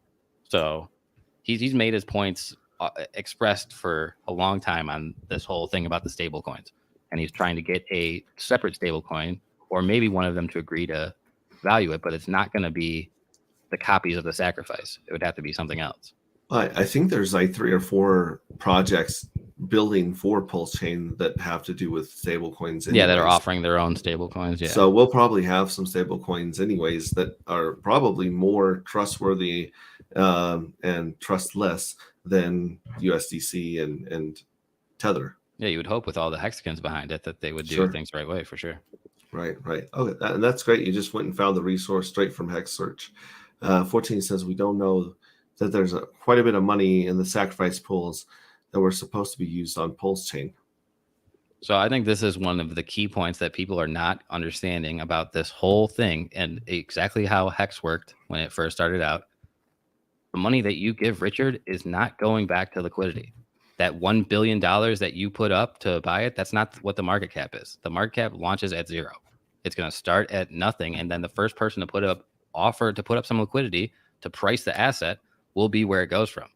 And now maybe Richard puts the price out that he wants it to start at first, but there's not going to be $1 billion worth of exit liquidity for you to get out of this day one unless the external users come up and put it. So all this money that you gave to Richard, he may use it to buy up the token. Maybe he'll pump his own bags. Maybe he'll use it to onboard more people. Maybe he'll use it to buy more luxury goods. You should have no expectations of it because he said 1 million times that's not what this is for. He's going to use it on dating hot girls. That's my guess. I'm going 90% on that one. I think that it's pure speculation. I have no idea. I'm sure he'll use a significant portion of it for it, but he'll probably put money back to this to pump people's bags for people for believing in him. He wants the glory, like he says. He wants this asset price to go up. Yeah, and if you look at the economic energy of the OA and the way that it's been used to benefit the community thus far. For sure. So the question is, if there's a sacrifice address to, no one knows who has control over those keys. We can suggest that if it's coming through this community, it's probably going to, like you said, do the same kind of things. So yeah, I would expect the same type that'll of be my speculation. Where the OA owns 90% of the hex, allegedly, I would expect that the OA maintains 90% of the Pulse chain, and it doesn't hit the markets. It doesn't hit the sell side liquidity books. And for what that will do will give the appearance of a higher market cap, which is good for coin ranking sites. And it will give the appearance of the value per token being more because the entire buy side liquidity will only be exposed to 10% of the total supply or whatever Richard doesn't own and put up. And then there'll be staking that locks up the token even more. So, I mean, it's going to be a very limited amount of the total supply, most likely, that's even available to purchase. Yep. And then I think we're on 15 now with this news about the SEC. It makes it harder to do because that makes Pulse a security, which. Yeah, I mean, it's a gray area for sure. You could say, I could definitely hear an argument why Pulse Chain is a security and why Pulse Chain is not a security. But I think at the end of the day, him not taking that money and backing it for the liquidity is a big, big deal in the eyes of the law. And I can't see how he could be offering a security if he just gives you a software that has no value behind it, and then you externally value it for whatever. That's not a security, in my opinion, but that's a gray area. And it will vary depending on what jurisdiction in the world you are too. So. Right. Well, and Richard did a pretty good job at this conference of pointing out actual securities, and the SEC's basically, didn't protect anyone in the last couple of years against these actual securities. Right. They basically turned around and gave all the money back to the companies that screwed their customers. So I don't really know what that would mean for Pulse, but they don't have a way to enforce. So at the end of the day, the person who violated the securities laws has to willingly give them the money. That's the big difference here. Whereas in the traditional banking system and all that, they have access to your funds and they just call JP Morgan and they say shut it down. It doesn't matter if like Kanye West just got his money taken because he got out of line.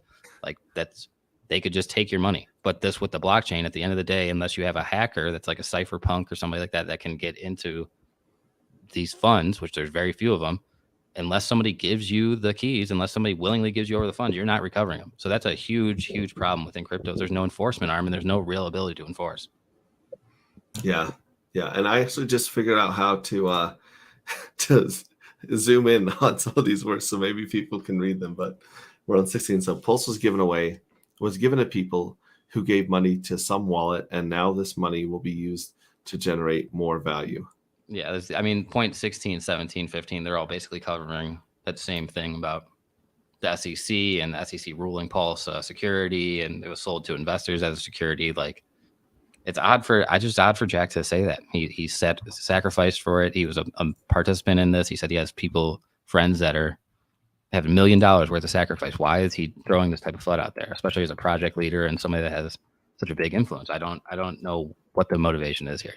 Just to try to exploit people's anger or something, it doesn't make a lot of sense.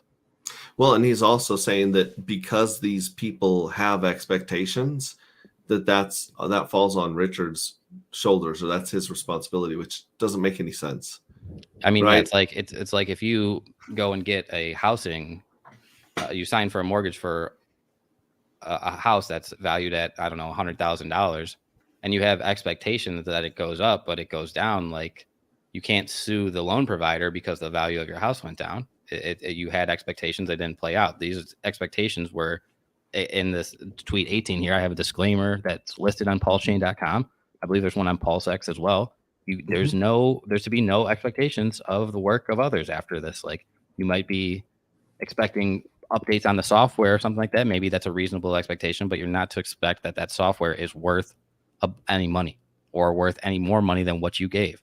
It's expelled out expressly in the contract, basically. Yeah, it's it's almost like Richard thought about some of this stuff beforehand. Exactly. And then 19 says if SEC is engaged with Richard and told him, hey, you have to do this, or we won't want you to do, we don't want to have to do much to deem it a security, so you might as well just stop everything. Yeah, so I just said it's a bunch of meaningless word salad. Like, there's no way that you would be out here, even in the public eye, going to the Hex conference, mentioning Pulse, updating on the Pulse chain V3 private testnet, if the SEC was actively after you, telling you to cease and desist. That's just that doesn't make any sense. Yeah, there's no indication of it. There's no public filings of this information. So maybe they are doing it, and maybe I'm wrong, and I don't know. But there's just no public information on this, so I don't have much reason to believe it. Mm-hmm. As far as I understand, Jack Levine never said that Richard was lying, but some of the other hoes were basically calling Richard a liar and saying that Richard was trying to, basically take care of himself and cover his own butt. Yeah. But Richard's very, like it says in 20, everyone keeps things to themselves. For sure. And I mean, like, I can understand Jack trying to appeal to this crowd, Mm-hmm. but, and all this crowd of haters and all that, but like, it's just pure FUD. It doesn't make a lot of sense to me. I don't know. Oh, now this one, 21's really kind of funny from Trayvon. As he says, do you think it's a good idea just be abandon the sacrifice, send everyone their money back, and then just use Hex as the gas? Would that, would that be SEC free? Like Trayvon owns Hex. He's been a part of Hex for like since day one almost. And what makes him think you could use Hex as gas? It's a token. It's an ERC20 token. How do you use it as gas? My question is, why doesn't Trayvon give back everyone their money and their crypto that they lost on his projects? He thinks it's such a wonderful, beautiful idea. Maybe War token are you talking about? Well, yeah. Well, no, I'm talking about the Hourglass games that they came out with as soon as Hex launched 3 years ago, where they're like, oh, well, it's 20% in and 20% out. And it was basically an Hourglass game where they held 90% of the tokens and dumped on everybody. To be honest, that's one of the things I don't even know about Trayvon. I know Trayvon from BitConnect. So he got a lot, and you could actually see the money that went into these stupid games, and you could see it come dumping on the market. He didn't keep any of it.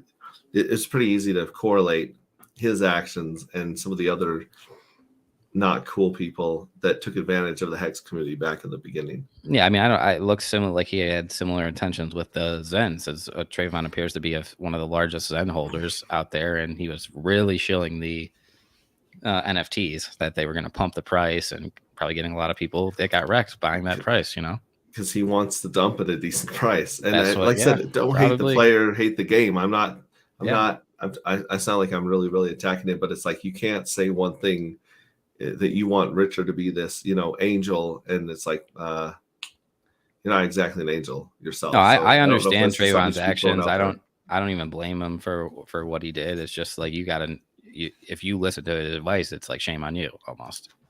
Yeah. And then he says, I would just send everyone their sacrifice money back. This would be extremely harmful. Oh, sorry, this is your answer. So so I thought it'd be extremely harmful because the USD value of the sacrifices diminished massively. So if you do send them their money back, are you going to send them it back in the token that they sent it in? Most likely you're not going to be able to even guarantee the USD value, because Richard probably spent some of the money. I don't know. Maybe he didn't. I saw there was the Pulse Chain or the PulseX wallet. The OA had some activity moving some funds around, but they don't know what they're really doing with it. But in order to give the people their money back, it's just really unfeasible. It's going to cost a lot of money, and it would probably leave people worse off, especially long term. So I think it's a very bad idea. Yeah. And then so this is to sum it up right here at the end. Yeah, I just basically thought that this was a clear vampire attack, similar to like what SushiSwap did to Uniswap and all that. This is Jack trying to harness the Hex users, upset that Pulse Chain hasn't came out, upset with the price performance, upset about Richard's antics or whatever, and get them into his token because he's saying that somehow it's superior because you can mint it for free. I mean, it's just it seems very obvious to me, because he was such an adamant supporter of Hex up until he launched his project. He was always speaking well of it, and then since he's launched his project, he's been a primary FUDster. So yeah, that kind of changes the motivation for some of the things that are being put out, for sure. I'm gonna drop that screen now. Boom. Yeah, and it's just us again. We got a bunch of people on the chat here. Let's see. We were at Dan says you can buy T-shares cheap with HSI auctions, but the ICOSA you get from them is less. It's okay because you can buy cheap HSI T-shares on icosa.pro. So that's where you might want to go if you want to get some cheap T-shares, according to Daniel. DCC ripped into Jack and Zen last night with RH Max, LOL. I'll have to check that out. DCC knows his stuff pretty well. Yeah, I watch their content. I watch the RX Max sometimes too. Yeah. Yeah, and then we got, there we go. Timestamp, 1 hour, 37 minutes. Thanks, Red Squirrel. Is there any front ends? Is there any front end using IPFS? Front ends, so there's a way to upload the data. There's a popular DApp that I use. It's called NFT Up, and that allows you to directly upload your files from your both the metadata and the image files together. And so you can upload them together and it will give you the same address or location for them. You said it uploads the metadata and the image file. Or the image file. Yeah.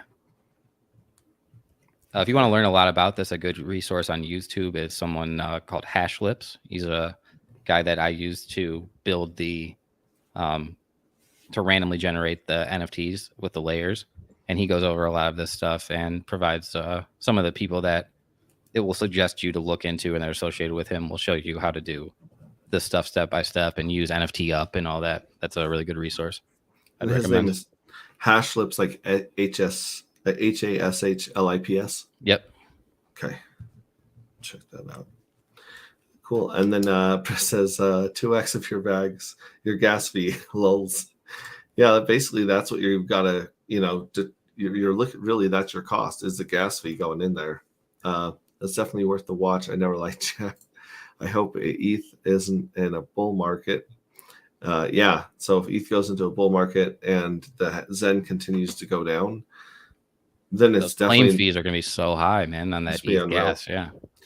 Jack's Piper. Yeah, it was amusing. But will the hype still be there in 5 years? Because it is supposed to be. LUSD is nice. So USDL on Pulse will be okay. Talking about the stable coins. How do they not see exactly what PoNW is saying? It seems so obvious. A Red Squirrel, my girl walked into the room worried and asked if everything was okay because I was yelling and cheering for DCC. That's what I use it for. JK. It's my opinion the sacrifice money will go to buying back the dumpers coins, keeping the price up and stable, preventing a death spiral, and it's all money that the sackers gave in the first place. I definitely see that happening, yeah. Also removing those coins from supply. Super pump of metals. And then Sir Edward says, Jack digging a deeper and deeper hole. I don't get it either. LOL, good luck getting your money back from Machinsky. Yeah, I was wondering about that. Use Hex's gas comment. I was like, what? Like they want the Pulse Chain coin to have Hex-like staking features because you can't use the Hex coins on gas. It's obvious to me too. Yeah, so I think a lot of people are in agreement with this, a lot of these sentiments. And, you're saying emotionally charged. I was getting emotionally charged thinking about, Trayvon. And there's one other main influencer that's kind of like in the same vein of Trayvon. That it might have been the BitConnect guy, or I don't know. Either way, there's two of them. And they were both slapping these silly games and getting Hexicans wrecked. Just basically taking their Hex coins, promise them some mad gains or some gambling feature. Yeah, just like you said, with your intentions are to help people, man. That's the only thing that gets me a little emotionally charged is thinking about people getting wrecked, losing money to scams, to buying into maybe Zen isn't a scam, but you're buying into a token, thinking that the price is going to go up. Otherwise, why are you buying it? It doesn't make a lot of sense unless you're just trying to do some altruism and give your money away. So I hate to see people fall for this type of stuff. That's why I keep trying to put it out there as much as possible. It's not to flood anyone's bags. It's not to try to hurt the Zen investors. It's not to do anything negative. I think what I'm doing is beneficial because there will still be a certain amount of people that don't take the advice and participate. But if we can convince others to see these logical arguments about why you shouldn't participate, I think we're benefiting people more than we're hurting them. Yeah, and Francis is saying he lost a lot of money in BitConnect because of these people and because he had a lack of knowledge. So it really helps to do your research and learn things like what we're talking about right now with NFTs, because it's harder for gurus to lead you astray and lead you into a pump and dump or a rug pull if you're like, oh, wait a minute, this isn't right, or this doesn't feel right, or wait, I remember hearing that this can be changed on me in the future. So Yeah, man, I was a victim of BitConnect, but I didn't invest in BitConnect. I went in the clones, the forks of BitConnect, all the things that started to pop up as the alternatives. And I had made huge gains because it was when these things were coming up, it was like in the midst of that 2017 bull run. And I took all of those gains, cashed out near the top, and then rolled them into these BitConnect clones. And then I had so much dashboard money on these. And then the SEC sent BitConnect the cease and desist, and all the sites simultaneously 404'd disappeared. And none of this was on chain. It was all just like BitConnect Ponzi schemes where you were giving them money. It's a lending program. It works exactly like Celsius, exactly like Nexo, exactly like all these things that went out. You would give your money to the exchange and they would give you an APY. And what BitConnect said was that they were a trading bot that was giving them 3%, 4% daily APY. But really, it was just a Ponzi scheme going on. And when the reason that even if you knew it was a Ponzi scheme, it was still worth even participating in, because they were giving out 3% daily APY, 2%, 4% daily APY, a couple of days, a week or two, you're in profit. But when you're out here with all these just fake scams, they just started to do the same thing. And it's simultaneously getting rug pulled by all of them. Helped me realize that like these exchanges, just like Mashinsky, could just take all your money. You don't want to give them that. It's not worth it getting 0.00004% or daily APY to let these people hold on to your money, and it's not your money. It was worth it with BitConnect because you're getting 4%. If you get 0.0004%, that's not worth it. It's not worth the risk to lose everything. Yeah, if you know that it's a game, like let's say if I go sit down at a blackjack table, I know when I'm up and I know when I'm down, and I know I'm playing blackjack.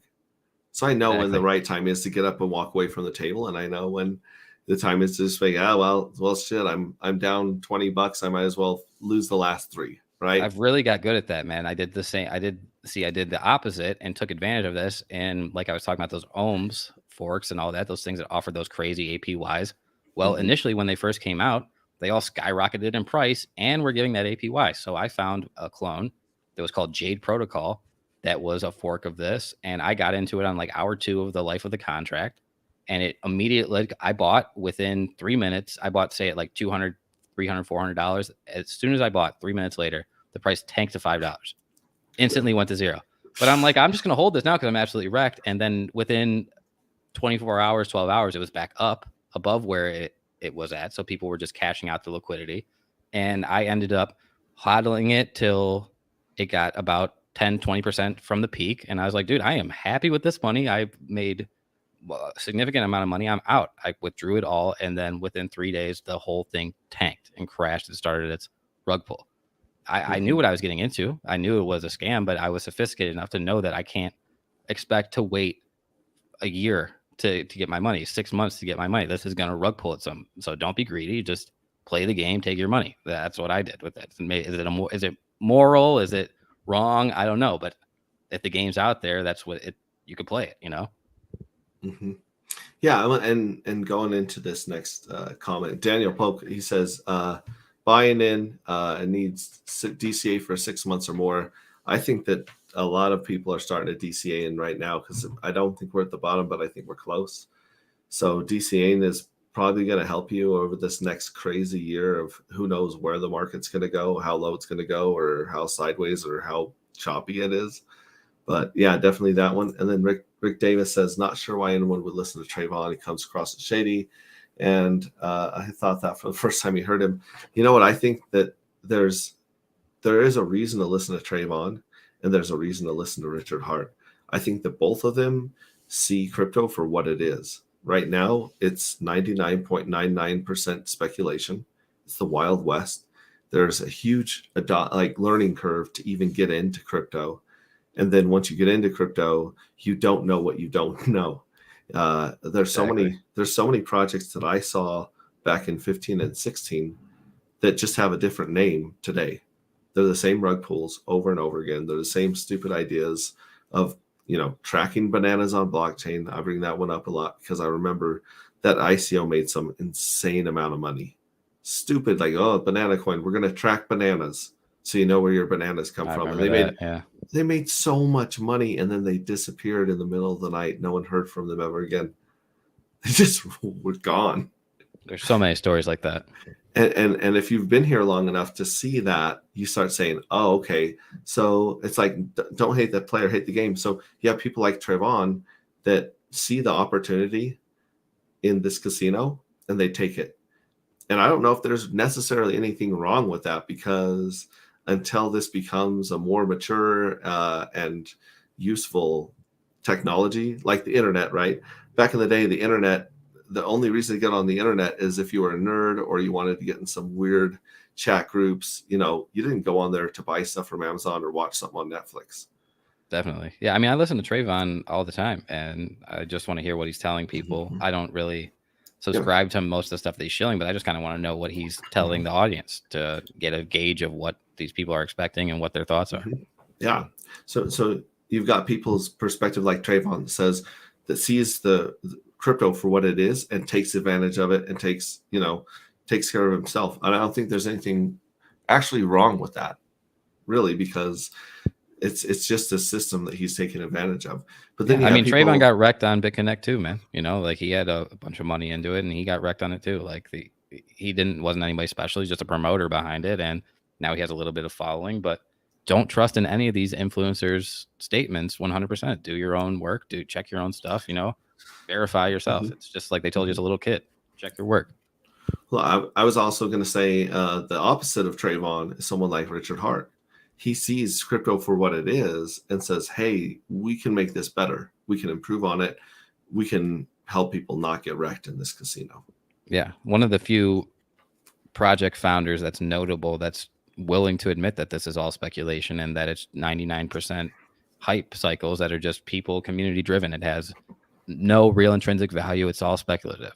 But that doesn't mean that it's illegal. It doesn't mean it's worthless. Doesn't mean you shouldn't play, but you should know that going in. Don't have unreasonable expectations. Right. And then Rick was excited because I actually gave him a spinner. I gave him a wrench. So he's wrenched. What's it mean? You said that a couple times. What it means to have a wrench? It means that I just made them a moderator in my chat. So if I recognize someone and we know they're part of the community or they don't have any ill intentions, I give them all wrenches. So if you go to YouTube and you see this, it's just a line of blue wrenches. And I figure it's easier to moderate everyone than to try and kick out the spammers and the bots, because I figure makes a lot of sense, everyone's got a wrench, then everyone, it's like everyone having a gun. In the Old West, people were pretty respectful in the Old West when everyone was carrying a gun. So the wrench, it's kind of that way. But like I said, Samantha's likes to be special, and she's special. She's wrenchless. She likes to stick out. So we did take away her wrench at her request. And then Daniel says we need to advance and look at Texan token, Ophir token, only community and only 5% yield. So yeah, Ophir, I don't know much about Ophir. I've never heard of it. Yeah, I did a deep dive down Texan token and shared my scraping ladder and some of the game theory around that. And a notable Hexicans reached out and said that they've got another level, like another idea to use the scraping ladder to really get the most out of Texan. So when I get a hold of that, I'll be bringing that to you guys too as well. And when we hear about what Ophir is going on, and we'll be talking about that one as well. So yeah, I don't know. I like to be there's Richard Hart maximalists, and I would like to consider myself a Richard Hart realist and a freedom maximalist. So whatever's here to help people and bring freedom into their life, that's kind of what I'm loyal to, right? Definitely. Yeah. I mean, I'm no maximalist at all. I never have been. I'm definitely under the opinion that the future of this chain and just finance in general is multi-chain, multi-token, multi-asset. It's not going to be, Bitcoin's not going to take over, and everything that rises against Bitcoin is not its competitor. Like I just don't subscribe to the maximalism thought at all. Yeah, it has its drawbacks, right? Like if I was a Bitcoin maximalist for a long time, and it saved me from losing a lot of money.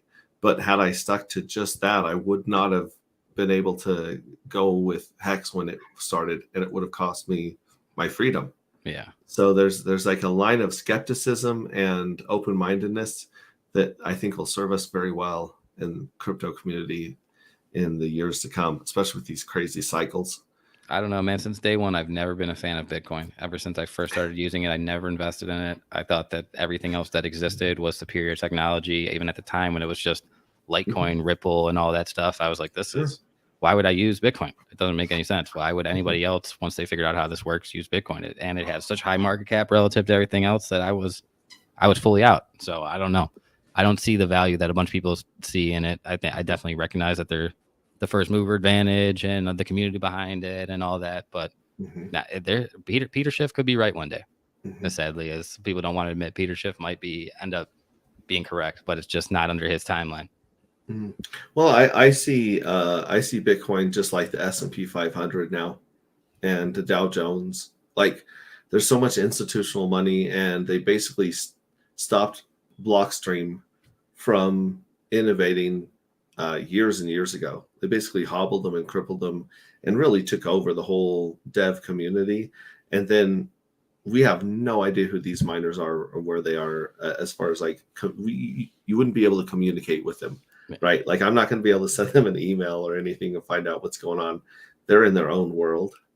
But back in the day, when I learned about Bitcoin for the first time, the ethos were the cypherpunks, right? Yeah, you had the cypherpunks, you have the anarchist community, the freedom community, the voluntarist community. I was going down to like Anarcho-Poco in Mexico and hanging out with the anarchists because we finally had a technology that we could use to circumvent banks and governments.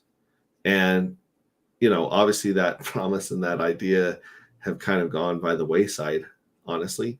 Because we went away from the peer-to-peer whole thing and started centralizing, and all the exchanges occurring on centralized exchange. So exactly. So that was what like sucked me into the Bitcoin thing at the beginning. And then for a long time, I figured if I could just get $1 million worth of Bitcoin, someday I could sell it and go into real estate and have a cash flowing asset, and I could retire. That was my game plan forever. And then, Richard Hart came along and he said, hey, what if you had a coin that paid you interest? And immediately the light bulb went off, and I was like, I wouldn't even have to go into real estate, which is a lie, because I am going into real estate now because of taxes. But the truth is, I do actually have a truly passive income in Hex, that if Bitcoin had offered us a passive income, I would have reached my goal of freedom much, much sooner. Yeah. I don't subscribe to the thought process you're saying, like the Bitcoins like the S&P, or because it's not producing anything like those. The S&P is a collection of all the top producing companies inside the United States. Bitcoin is just like decreasing its production relative to everything else. There's alternatives popping up that are doing more value transfer, or more ability to do as superior functionality as compared to Bitcoin. And I think the only thing that's really giving it its value is the speculative value and the people that are really bought into this narrative about the proof of no work. But if some alternative solution comes up to proof of no work that's just as or more secure, more decentralized, quicker, faster, higher throughput, all this, like there's not a lot of reason to hold on to Bitcoin outside of it's just like a collector's item or something like that. It doesn't have the value, in my opinion, at least, that everything a lot of people speculate that it does. Having said that, I still think it's going to break its all-time highs again and have another big run. But yeah, it might get a 2x, it might get a 1.75x. Yeah, I mean, which is basically what people are praying for in real estate. If you make it 2 or 3x in real estate, people freak out. They jump up and down, they scream, they cry, they freak out. It was weird going into the real estate conventions. The expectations are so much lower. And being like, wait, what do you? Now, I will say they've got the tax game figured out, and they've got the inflation figured out, because everything's just going to inflate while they print the dollar. So you might as well have something physical that people live in. right? Yeah, I mean, it's the Like, most valuable asset on earth is real estate. yeah. Asset Tomorrow, class. tomorrow morning, I'm going to be on stream with Talking Money with Dane, and he is a real estate crypto dude that does both. He's also a hexagon, so I'm really excited to get their idea of how crypto and real estate kind of complement each other. I'm really excited about that one. That sounds interesting. Yeah. So you've been more than generous with your time. 2 hours going over all this information about NFTs and how they used to work, the good, the bad, the ugly. And then you stayed on here when we talked about the drama and kind of where we're at with Pulse Chain. And I want to say thanks from the bottom of my heart. Like, I don't take this for granted that you would come on and share this knowledge and spend this time with us. I really appreciate it. Oh, yeah. Thank you, man, for having me on the platform. I appreciate you exposing me to the audience. You know, more eyes that see this, I feel like the better it is for me, better help that I can be if people are aware of my content. So, well, and the crazy thing is there's at least 20 amazing clips from this last 2 hours, whether it's one little subject about NFTs or something about Pulse Chain that people could clip. So I invite any of you guys, and of course I'll be having my editor clip a bunch of these out and try to get them out there, because these little sound bites are really what people are going to want listen to and give a chance. Like unless they already follow you or me, they're not going to listen to 2 hours, but they might see a 30-second or 10-second clip that says something about, not your mom's NFTs, and click on it and go, oh, hey, well, I didn't know this. And then that can bring people into our community. And that's going to be awesome. So again, look at this. Brissology says, great guest. Honestly, one of the best that I've had. Depends on where you are. The US, there's no way around real estate. Yeah. And then Alan says that's why he's in real estate as well. Done told you so needs to show up when talking about stocks and housing. Oh, okay. Done told you so. Or done told you. I'm going to write that down. Get in touch with him. And then this is actually today is actually my anniversary with Hexray Chick. So I wanted to, at the end here, just say thanks so much. We've been together for decades, literal decades. And she's helped me raise 5 amazing kids that mean the world to me. So if she's watching this by some reason after 2 hours of talking about tech, I love you. Thanks for being my ride or die, Hexray Chick. So a little congratulations, man. Thank you very much. Now we're going to get together again and talk about all sorts of cool stuff, a token idea and some other stuff that we want to get going. And so we'll get together and do another stream if you're willing. Yeah, sure, man. Talk about that, throw those ideas out there. And it's going to be really good because if you guys go on to the Telegram group, which I'll throw up one more time, I've actually seen a couple people joining that just during the stream.